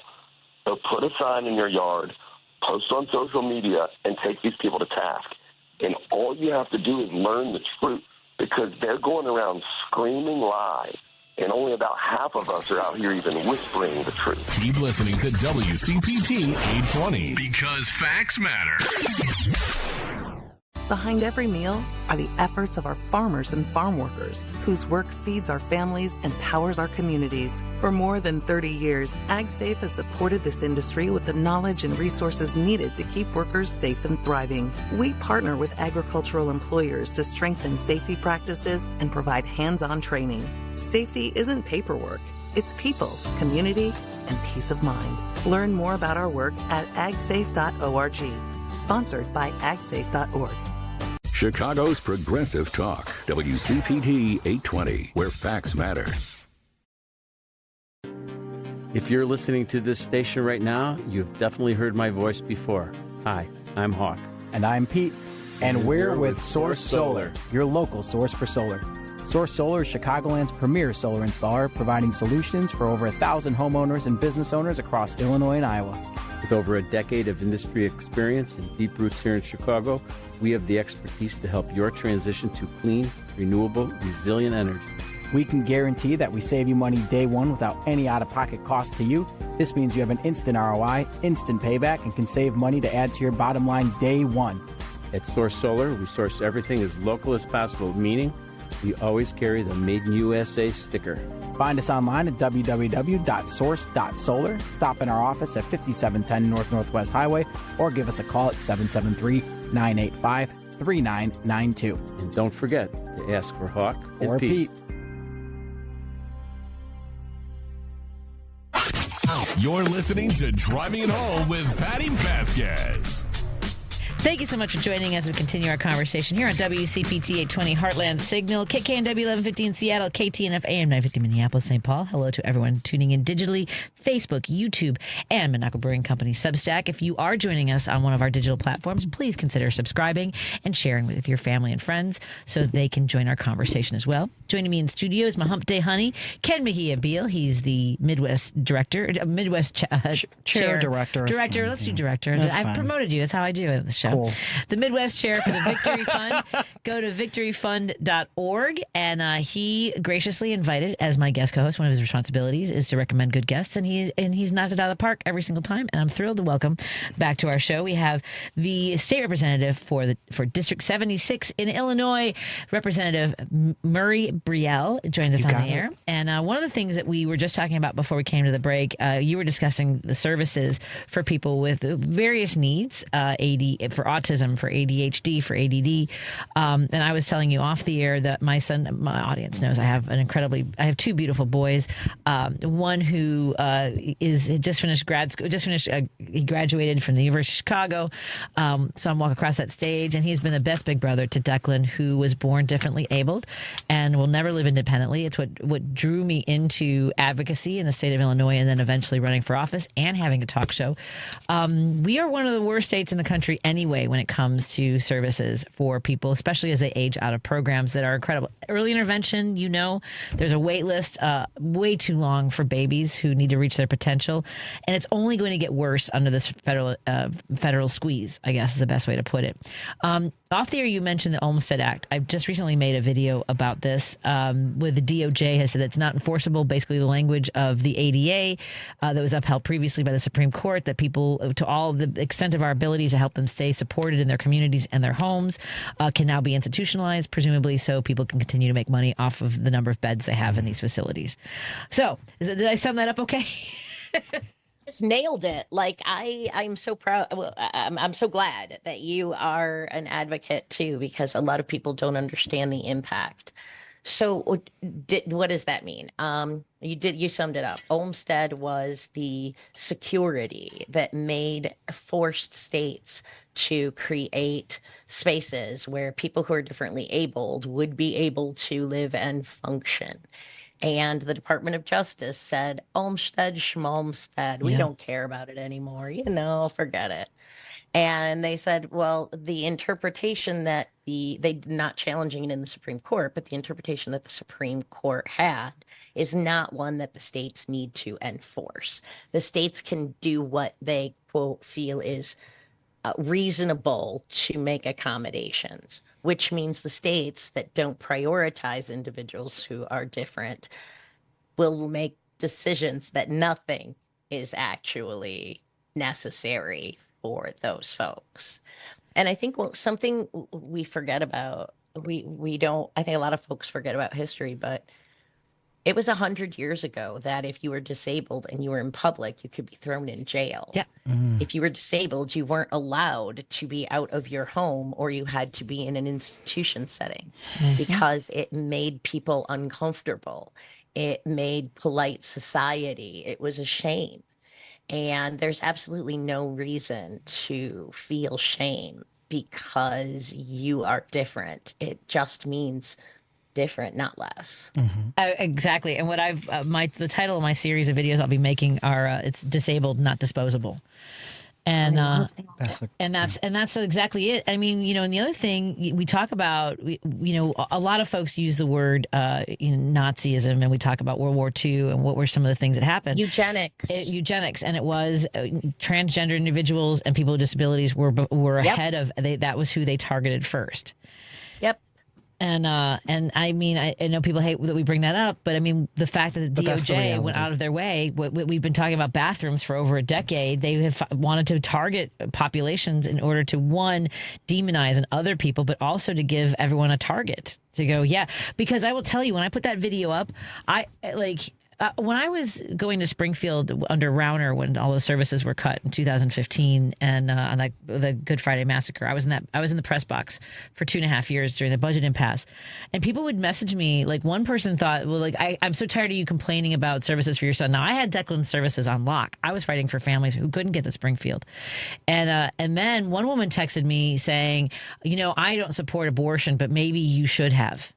And so when I put this post up yesterday, disabled, not disposable, someone said, you know what, maybe it is better for the community if we do, and I don't want to tell you what population that they specifically targeted as for who should be aborted, but this is where we're at. So I'm just saying, it's out. That energy is out there. That is horrible. And that is atrocious and disgusting. Yep. Sorry. Oh, no, please, Ken, you're spot on. I'm shocked right now. I should. Yeah, well, and it's something that we face on a daily basis. I mean, disabled individuals can't develop any wealth. We have to depend on the system, and you're constantly threatening to take it out from under us and saying that we're not worth it, or we're not putting forth any effort, or we're a drain on resources. Yep. And these are all narratives that are not true. We are not a drain. In fact, some of the most brilliant people I know are differently abled. Mm-hmm. My whole office is spicy. I particularly find spicy people very enjoyable because I'm spicy too. So, that is one thing that we try to do. I have a neurodivergent council, and it meets every month. We meet the third Saturday of the month at 10 a.m. and we online too. You can join us from anywhere. I would love to. Oh, you should. I would love to. How do I join this? All you got to do is just go to our website, and the link will be there, and you can join us on Zoom. Yeah. And we have an owl in the office in Ottawa for those folks who can be there. And we talk about things that face us as neurodivergent individuals, and not everybody experiences the same thing. That's just like no one who is disabled in the same way. We're not a monolith. No group is a monolith, but there are enough resources, and there should be enough dignity that we can all benefit by working together and coming together. And it's so terrifying. You mentioned your son and aging out. Registries, lists. Oh my God. Are terrifying. And there was a representative in Springfield who really wanted to create a registry for autism through the Secretary of State's office. Who was it? Are they still in office? Are they still in office? Yeah, they are. They certainly are. Can you tell me? It should be public. Yeah, it's probably public. We could Google it. So just tell us. You can tell me off the air. If you're not comfortable, it's fine. You don't want to put a... Yeah. We'll Google it. But yeah, you can Google it and find out. Yeah, I'm Googling it right now. The bill was to be able to then have license plates with a B on it to identify that was a car that had a neurodivergency. And I'm like, that's not going to be a target. And the registry would pop up statewide and for any jurisdiction that someone in the vehicle may or may not have a communication issue. And there's already programs that exist called the Blue Envelope program. Exactly. I was so excited about that program and helped push it. But you had someone who is pushing this other narrative and trying to explain that a registry is not something that people who see through the BS very clearly, but have a hard time not being overrun by the BS. Mm-hmm. And they do not need a registry. They are not. Nobody wants it. Nobody in the community wanted it. This rep had people calling her, emailing her, and she totally ignored them. Yeah. What's the name of the neurodivergent group that you have that folks meet every month online? And just my neurodivergent council. And it's the third Saturday of every month, and it's from 10 to noon online. Or if you're in Ottawa, if you were loving Ottawa, you can come down and hang out. We got a great office, and it really gives a chance for people to talk about the issues and how they're feeling, and gives them space because we are scared. The Department of Education is being destroyed at the federal level, and they took all of the Title II funding, which supports our special education and special needs folks, out and moved it into Health and Human Services under the guy, RFK, who wants to have camps for people. all of this sound familiar, Patty? Camps. I'm sorry, Not I'm guessing good. there's some chain links, fences. Oh my God, Representative, this has been really delightful. I'm like, we need to go do a remote broadcast from. Do you have any plans to come through Chicago at all anytime soon? Yes. Okay, good. Oh, I know we got to go, but I do want to say that I think you'll be excited about this bill that I got passed, and the governor is going to be signing it on Monday. Yay, let's talk about it. An expansion of Sammy's Law. It's HB 4379, and that is a law that we started a couple of years ago, making the state highway put in rest areas adult changing stations. I love it. Yes, please. Yeah, Thank you. I know. Yeah. And we did it. Do you We know how got happy when we see an adult changing station? Like the happiness, like just me and Lady B will tell you, it's one of the best things. I got to tell you, and now it's for any public space or any space that houses 1,500 individuals or more and over 40,000 square feet has to put an adult changing station in an ADA accessible handicap bathroom. It doesn't hurt anybody. No. It doesn't do anything. And the governor's going to sign it on Monday, and I'm so incredibly excited about that. Oh, I love it. I'm a fighter, girl. Thank you for the work that you're you going to hear do. more from me. Yeah. I have an idea for a regular series of conversations. Maybe, and there have been people that we've had on the show before. Like I'm sure you know Mike Baker, who's moving to Wisconsin, unfortunately, because he can't get the services he needs here. I know Mike is vigilant and aggressive and gets a lot of things done, and he's tired and he has to think about his future. We have to let you go because we've run out of time, but also there's a dog that wants to get into your rest of your house. Yeah. There's a dog barking terribly right now, and I'm so sorry. I can't hear it. I can't hear him. We can't hear the dog at all. Sorry. Not at all. Oh, good. Representative Murray Brielle. Thank you so It's much. been great to Thank have you you, on. Rep. And I Brielle. love when you're in Chicago, but let's not. We don't have to wait that long. Whenever that is. I would love This to. is my new favorite person. I love you, Ken, but no, I'm sorry. No, I agree. That's why I was like, we have to have her on. Fantastic. Thank you, guys. Thank you. I look forward to seeing you. Have a See great you evening. soon. I'm going to join. It's State Representative Murray Brielle. You can find on Brielle, Facebook. yes. Brielle, thank you so much. Let that poor dog in. Okay, more after this on WCPT. in. I know, but he wants to go more in or out. I don't know. He what's wants to go happening. out. More after this on WCPT, KKNW, and KTNF. We're super late. We're only going to have like 3 minutes when we come back. You're listening to WCPT 820. Here's the latest Chicago weather update. I'm meteorologist Ray Miller from the Weatherology Weather Center. Clear skies tonight with a low temperature of 63 degrees and north winds at 5 to 10. Thursday, lots of sunshine with a high temperature of 77 degrees and southwest winds at 5 to 10. Friday, sunshine with a high temperature of 82. Saturday, sunny with a high temperature of 86 degrees. Sunday, slight chance of thunderstorms and a high temperature around 91 degrees. That's the latest Chicago weather update. Right now, it's 72. This is Chicago's Progressive Talk, 820 AM, WCPT Willow Springs, and online at WCPT820.com, where facts matter. Instant Kohl's Cash is powerful. You spend $25 and earn $10 Kohl's Cash to use instantly on nearly everything store-wide. So now you're grabbing new shoes and nodding at your receipt like you negotiated the deal. Plus, Kohl's Rewards members earn 3 times rewards. Get instant Kohl's Cash this weekend at Kohl's. Offer valid July 23rd through 26th. Some exclusions apply. Coupons and Kohl's Cash do not apply to Sephora. See store or Kohls.com for details.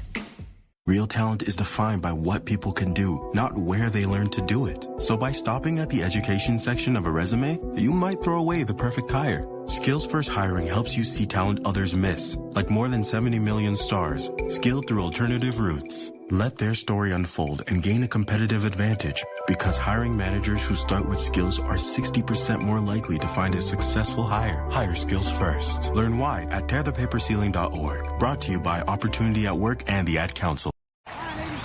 Everyone needs to take care of their mental health, even running back Bijan Robinson.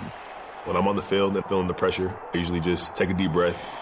When I'm just breathing and seeing what's in front of me, everything just slows down. It just makes me feel great before I run the play. Just like Bijan, we all need a strong mental game on and off the field. Make a game plan for your mental health at loveyourmindplaybook.org. Love your mind. Brought to you by the Huntsman Mental Health Foundation, the Arthur M. Blank Family Foundation, and the Ad Council. Because facts matter. You're listening to WCPT 820. Here's Here's great news for those Chicagoans heading up to southern Wisconsin. Should you ever forget to load up on progressive brews from the local favorites like Rogers Park Provisions or Park West Liquor in Lincoln Park, Minocqua Brewing Company beer is now conveniently available at Dream Liquor and Cigar in Kenosha and in the Lake Geneva area at Delavan Liquor and Smoke in Delavan. If the great town of Madison, Wisconsin is your jam, please remember to swing into the Minocqua Brewing Company tap room at 2927 East Washington Avenue to grab some Resistance beer, pizza, t-shirts, and progressive camaraderie. You're listening to Driving It Home with Patti Vasquez.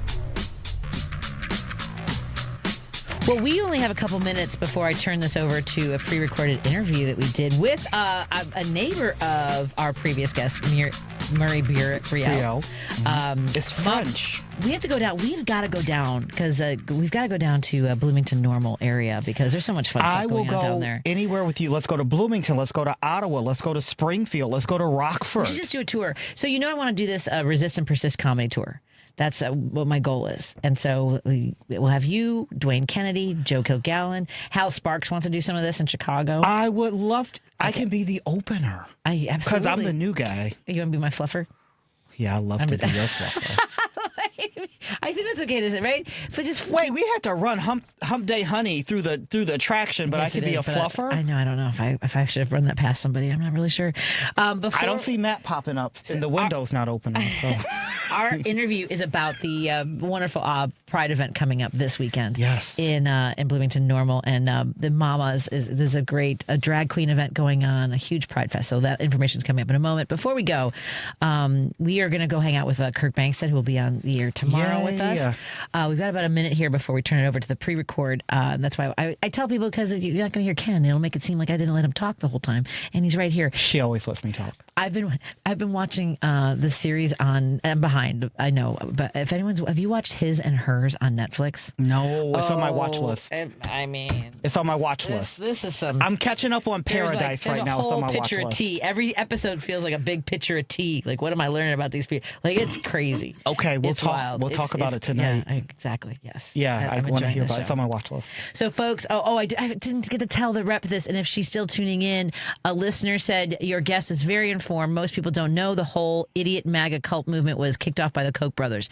So that was something she was talking about as well. And then, what is the website to join the video? Go to Murray Brielle's website. It's MURIBRIEL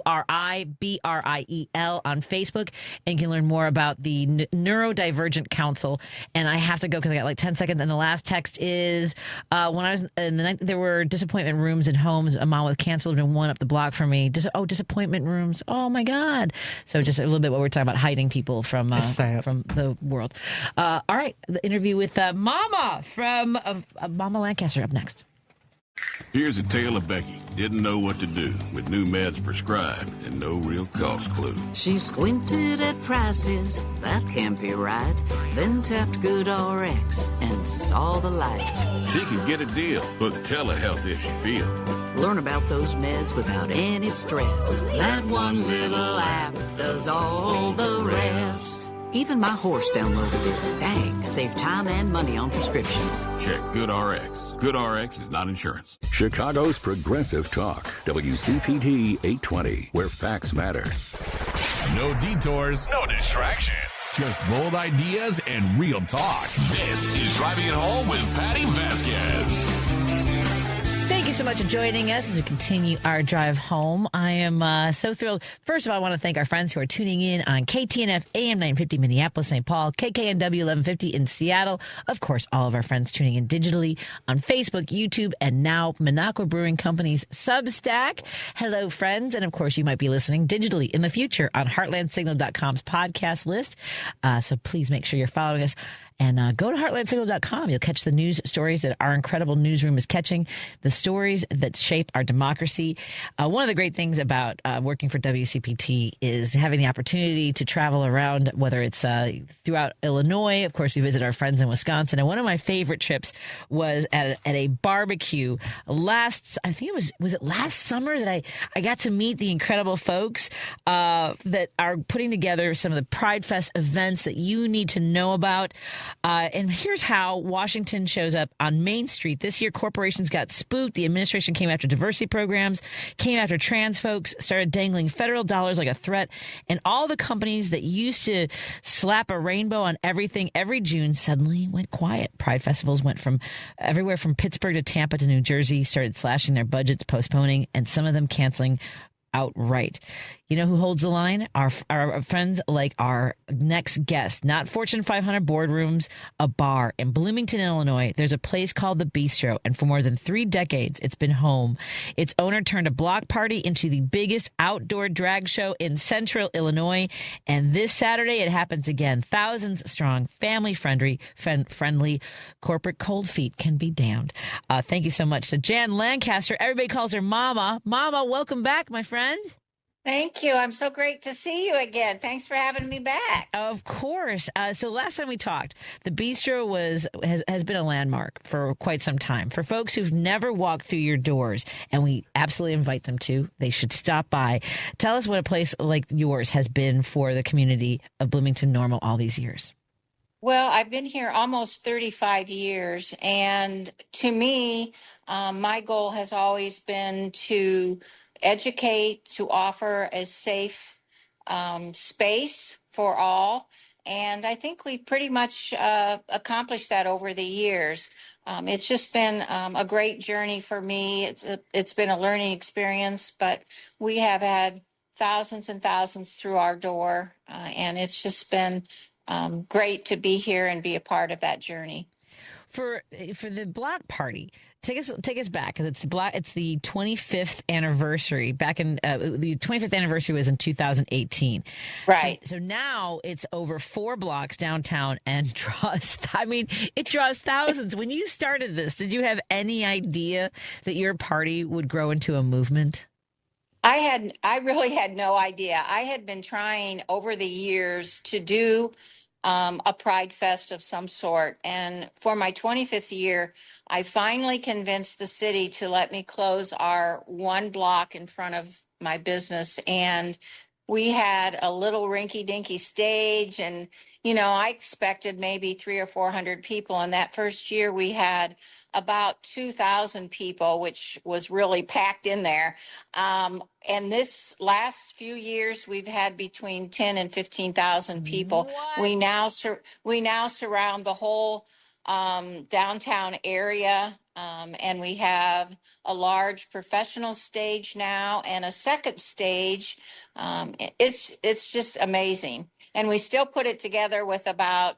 I had one of my bartenders help me the very first year, and he's been with me ever since. And I have about 3 other people on our committee, and that's who does it. That is it.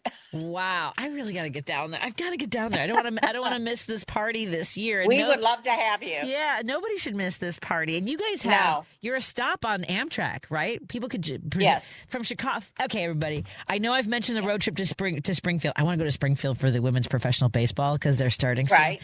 I think our test project should be this Saturday. We don't need any planning. We get on a train and we go down to Bloomington Normal and we hang out at this incredible event. Is there a moment over all these years that started to stand out for you, or even because now some of the kids that started as toddlers with their families are now adults. They've gone to college. They've come back, right? Yes. I have kids coming from all over. Of course, I'm 74 now, so I have grandkids coming in. It's just amazing to me. Several years we've had people that have moved to New York, Chicago, whatever, and they've come back. This year I have a very good friend that is a filmmaker, and I happened to meet her when she was showing her film at one of the universities, and she's from Paris, and she's flying back just for this event this year. So, and I've had my friends from California come in.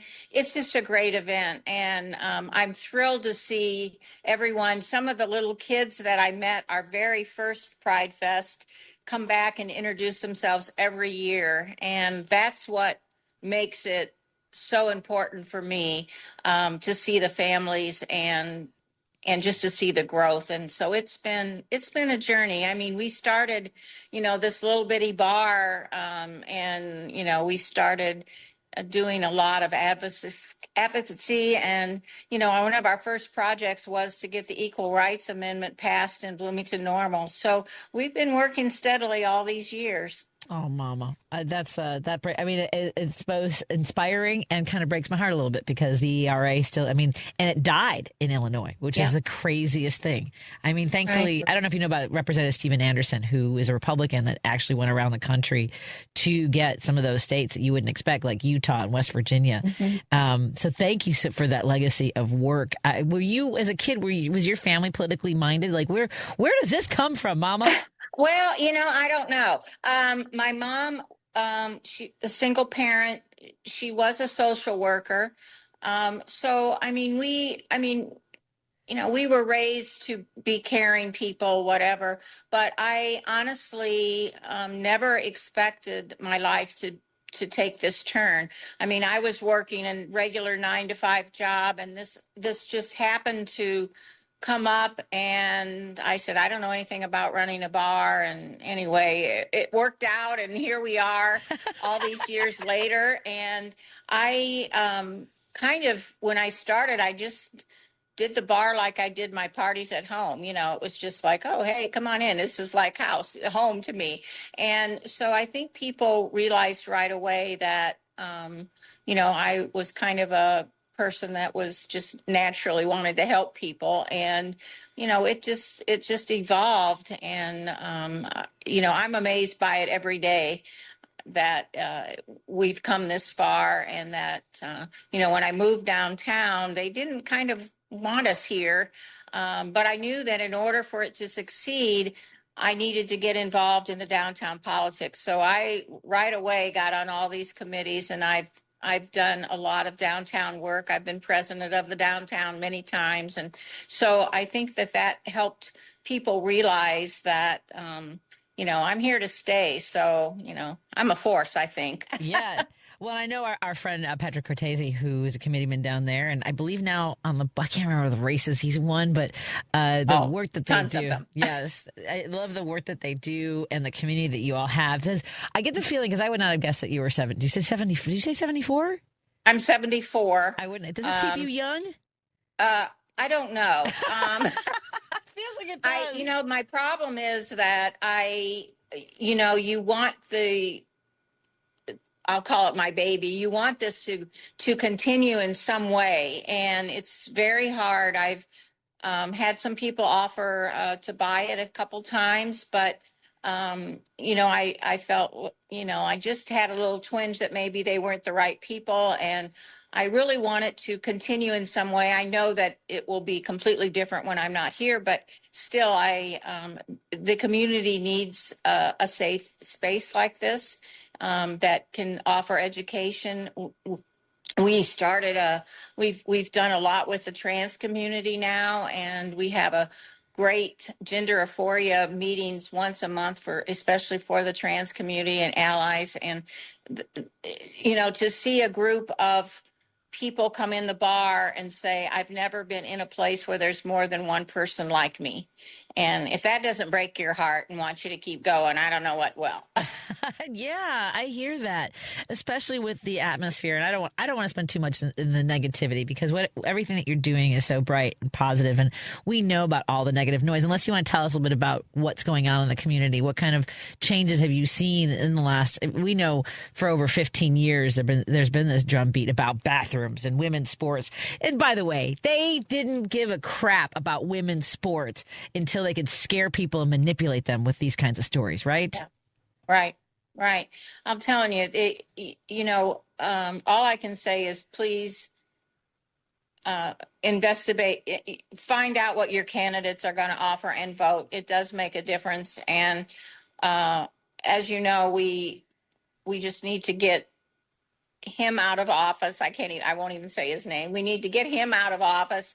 But the thing to always remember, and I always tell my patrons here, is that we don't stop. We're going to keep moving, and we get pushed back. But the days of just sitting back and hoping that things are going to change, that's not working. We need to band together and keep moving, and that's what we do. And and for me to think, when I was younger, people were trying to get out of Illinois. Now they're trying to come in because of some of the advantages for equal rights and diversity that we have in Illinois. So it's crazy, but you cannot give up. You just have to keep moving and being involved in your community. Vote. Yes, I agree. And the visibility is so important. The centerpiece of this event is the largest outdoor drag show in Central Illinois. It's family friendly, and there is a lot of ugly noise directed at it. Why, tell us about keeping it out in the open, in the daylight, and why that matters to you downtown.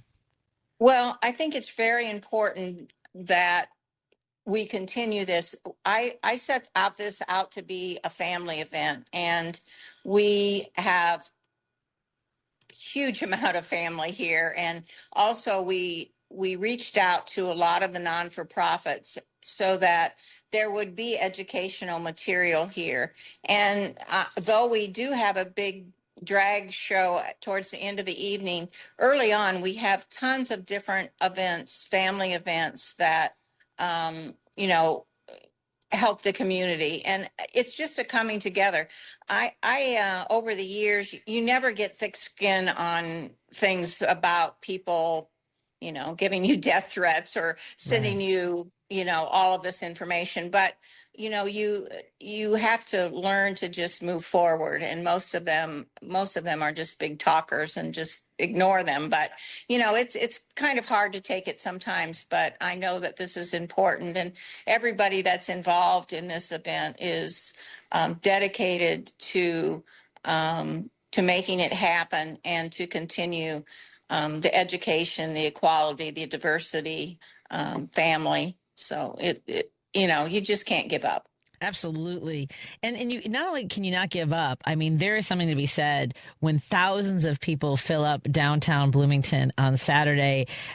Tell us a bit about what that turnout in Central Illinois means in comparison to like what the country might not expect that. People don't expect that from Central Illinois, do they? I didn't expect it. I have been shocked. I mean, each year we got to expand a little, a few blocks longer, but I never expected this event to be this big. And I'll tell you, my neighbors on the street, a lot of the businesses are flying pride flags in their windows. They're very supportive of this event. And I think that's what I found. And, we, in Illinois alone, we have all these little cities that you wouldn't think would have pride events. And they're able to now have pride events in a lot of these little towns. And I think it's just great. Of course, we're not making everyone happy. There is people that, don't want this to happen. And I try not to read the blogs. We have so much support from our sponsors, and they get a lot of flack when they get, the Panagraph, our local newspaper. They give us a lot of support, and their blog is filled with people that, are against everything that we're trying to do. But, I always tell people, come and talk to me. Maybe I can kind of change your mind a little bit. I don't know. Soften their hearts is the best we can, that's yes. At the very least, soften your heart. Of course, now we are so thrilled that the Bistro Pride Fest after party will also be carrying Minocqua Brewing Company beers like the Resistance Pilsner, Love Wins Fruited Sour, Fascist Tears, which is one of my favorites, the West Coast IPA, and it is and always will be the Gulf of Mexico Mexican Lager. Tell us about the after party and what people can expect at the Bistro. Well, the after party out on the street, the last event on the street is our big drag event, and it starts about 8 and goes to 10 or 10:30, and then we kind of regroup. And my bar isn't that big, so to get a ticket inside is kind of a big deal. And so we start setting tickets aside for people, and it's kind of it's a great event. All of the drag queens can kind of let loose at the after show. Obviously, sure. It's 21 and over, and we just have a great time. And we have such a great lineup. One of my favorite people from all times that used to perform in my bar 30 years ago moved to New Orleans around the time Katrina happened, and I've been trying to get her to come back for years and years, and she is coming back to perform, and she hasn't performed in years. So it's going to be either really great. No, it's going to be wonderful, but to see it's kind of like everybody comes home, because a lot of the performers in this area got their first chances on our stage years ago. So it's great to bring them all back in, and it's just a lot of fun. We just kind of come in and relax after a long day, and we actually get to sit down and have a cocktail or two. So it's great. The after show is always a good time. It's a lot of work, but we just keep plowing along. Well, folks, make sure you're following the Bistro on Facebook. You just search for the Bistro. You'll see it come up right away. You get more information about the Bloomington Normal Pride Fest happening this weekend. We're so excited to have had a chance to catch up with you, and I'm going to do everything I can to get on that train. I have a show on Saturday morning, so and then I have a farmer's market on Sunday morning, so I'm trying to figure out how to make it all work. Yeah, Mama. well...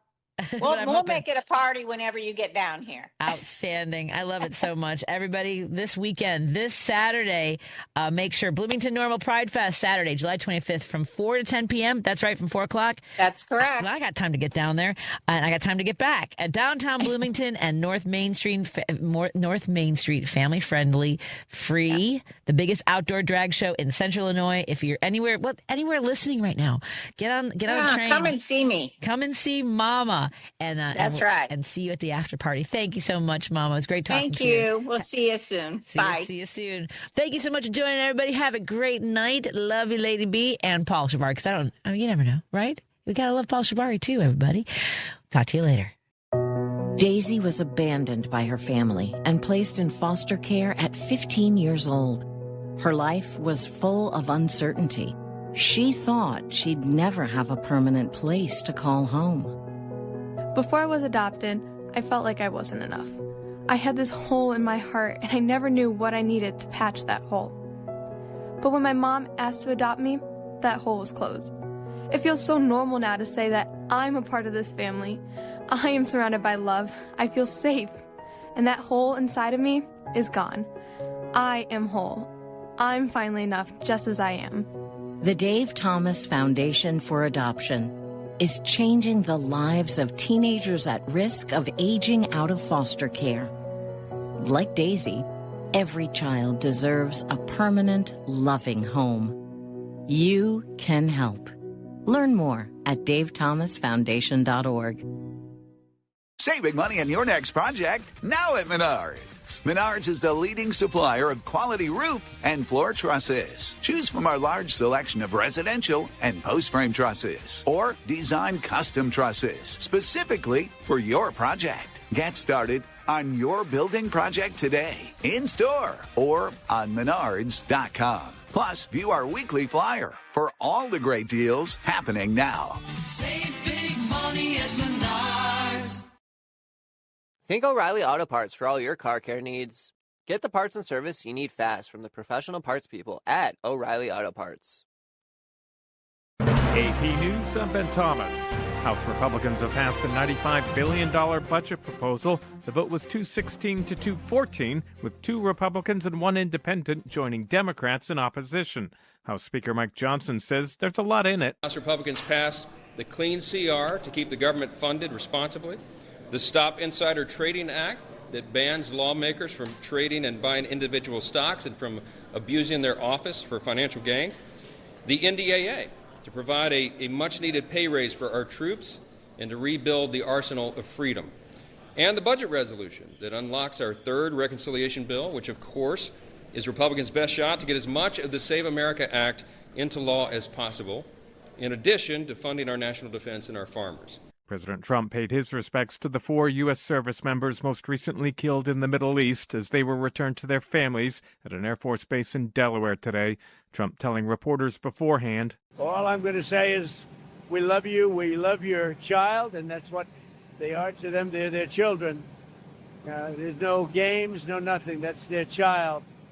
And all you can do is throw out your heart. Meanwhile, John Gambrell reports the U.S. and Saudi Arabia have signed a new nuclear agreement. Saudi Arabia for years has been trying to get the Americans to agree to help them expand their nuclear program. That's raised some concerns because the Saudis have said that they wanted to enrich uranium. This is exactly how you would potentially make a nuclear weapon, by enriching uranium up to weapons-grade levels and then building a bomb. Now, Saudi Arabia is insisting its plans are peaceful, but we have heard from their assertive crown prince, Mohammed bin Salman, that the kingdom would be willing to seek a nuclear weapon should Iran choose to build a bomb. And Tropical Storm Bertha's made landfall on the southern tip of Louisiana. The National Hurricane Center warns that storm surge of up to 3 feet is possible. This is AP News. Author Charles Gaines has died. Ed Donahue has a look at his career. He popularized the world of bodybuilding. Gaines collaborated with George Butler in 1974 to write Pumping Iron, the art and sport of bodybuilding. It was made into a documentary. Can I sign up here? I want to start gaining some muscles. Pumping Iron introduced the world to Arnold Schwarzenegger. You look in the mirror and just say, okay, I need a little bit more deltoids. So what you do is you exercise and put those deltoids on. Whereas an artist would just slap on some clay on each side, and does it maybe the easier way. We go through the harder way. Gaines says Schwarzenegger almost single-handedly brought bodybuilding out of the shadows. Gaines wrote other books, including Stay Hungry, which ended up giving Arnold Schwarzenegger his first movie role. Charles Gaines was 84. I'm Ed Donahue. There's more news and the latest developments at apnews.com. I'm Ben Thomas. Thanks for listening. This is Chicago's Progressive Talk, 820 AM, WCPT Willow Springs, and online at WCPT820.com, where facts matter. The Ben Joravsky Show. The president, he was rooting for the Spurs because it was the reason they got him out of the war. Wait, what? Well, I forgot the logic. You lost me. Spurs. Yeah. A joke. I get it. That's a good one, man. I'm going to steal and pretend like you never said it. The Ben Joravsky Show, Saturdays at 5. This is a WCPT Veteran Minute. In 1939, when Europe was on the brink of war, a single mother was bringing Jewish refugees into her home, teaching her 2 daughters to help others when you can and fight injustice. Freddie and Tross Offerstegen took their mother's advice to heart, joining their mother in distributing anti-Nazi newspapers and pamphlets for the resistance, a dangerous act when the Nazis invaded the Netherlands. But with the girls being young, Freddie being only 14 and Tross being only 16, Nazis were less likely to suspect them to be working for the resistance. This is most likely why in 1941, a commander of the Haarlem Resistance Group to ask their mother if he could recruit Freddie and Tross. Their mother and the girls agreed and were given basic training, and within 2 years the girls were bringing Jewish refugees into hiding, working in emergency hospitals, sabotaging bridges and railway lines, and killing Nazis, sometimes ambushing them from their bicycles. Despite the Netherlands not wanting to acknowledge the girls' achievements, their contributions to helping the Allied powers will never be unnoticed. Today alone, 5,370 people in the United States will be diagnosed with cancer. That's why Stand Up to Cancer funds and develops the newest and most promising cancer treatments. Stand Up to Cancer wants to provide you with every opportunity to join in this mission. By donating your home, land, or commercial property, you can help Stand Up to Cancer fund innovative cancer research. Stand Up to Cancer makes the process easy, and it may be tax deductible. Visit standuptocancer.org/giveproperty to learn more. A message from Tia Mori, actress and Fair Celebrity Ambassador. Game day isn't staged, it's lived. It's the shopping, the cooking, the laughter. For families managing food allergy, preparation means everything. It's knowing the signs, having a plan, and carrying epinephrine everywhere life takes you. Because readiness doesn't take away the risk, it brings back the joy. When you're ready to act, you're ready to live. Visit foodallergy.org/ready to act to learn more. Because facts matter. You're listening to WCPT 820. Welcome to the bar. It's political. Step up to the bar. Thinking critical. Come think at the bar, whoever you are, the politics bar. With Sean Smith, Pierce, and Jody Hamilton. Hey, Jody. Hey, Sean. Guess what day it is? Guess what day it is? Hump day. It is. It's hump day. It's Wednesday. I still like that. I don't care how many times we say it. It's still fun to me. It's just one of those things. It's a fun thing to say, and especially when you're dealing with the kind of half-fascism. Did you know that Hunter Biden called out the half-fascism? I think I've got that clip somewhere around here, too. Also, speaking of half-fascists and idiots, Keg Breath was on the Hill making an ass of himself. We talked about it last night. We've got the clips today just to prove it, because, there was some editing done on some places. You hadn't heard some of the full stuff. God, he's such a moron. That's the nicest thing you can say about him. Well, I mean, we are on the radio on a lot of great stations, by the way. We don't want to, break their licenses or any of that stuff. Thank you, by the way, if you are listening on stations like Georgia Now Radio in the greater Georgia area, or WCPT AM 820 in Chicago. Maybe you're listening on the Detour Talk in Tennessee, or AM 950 in Minneapolis, St. Paul, or maybe you're somewhere else on the planet. Listen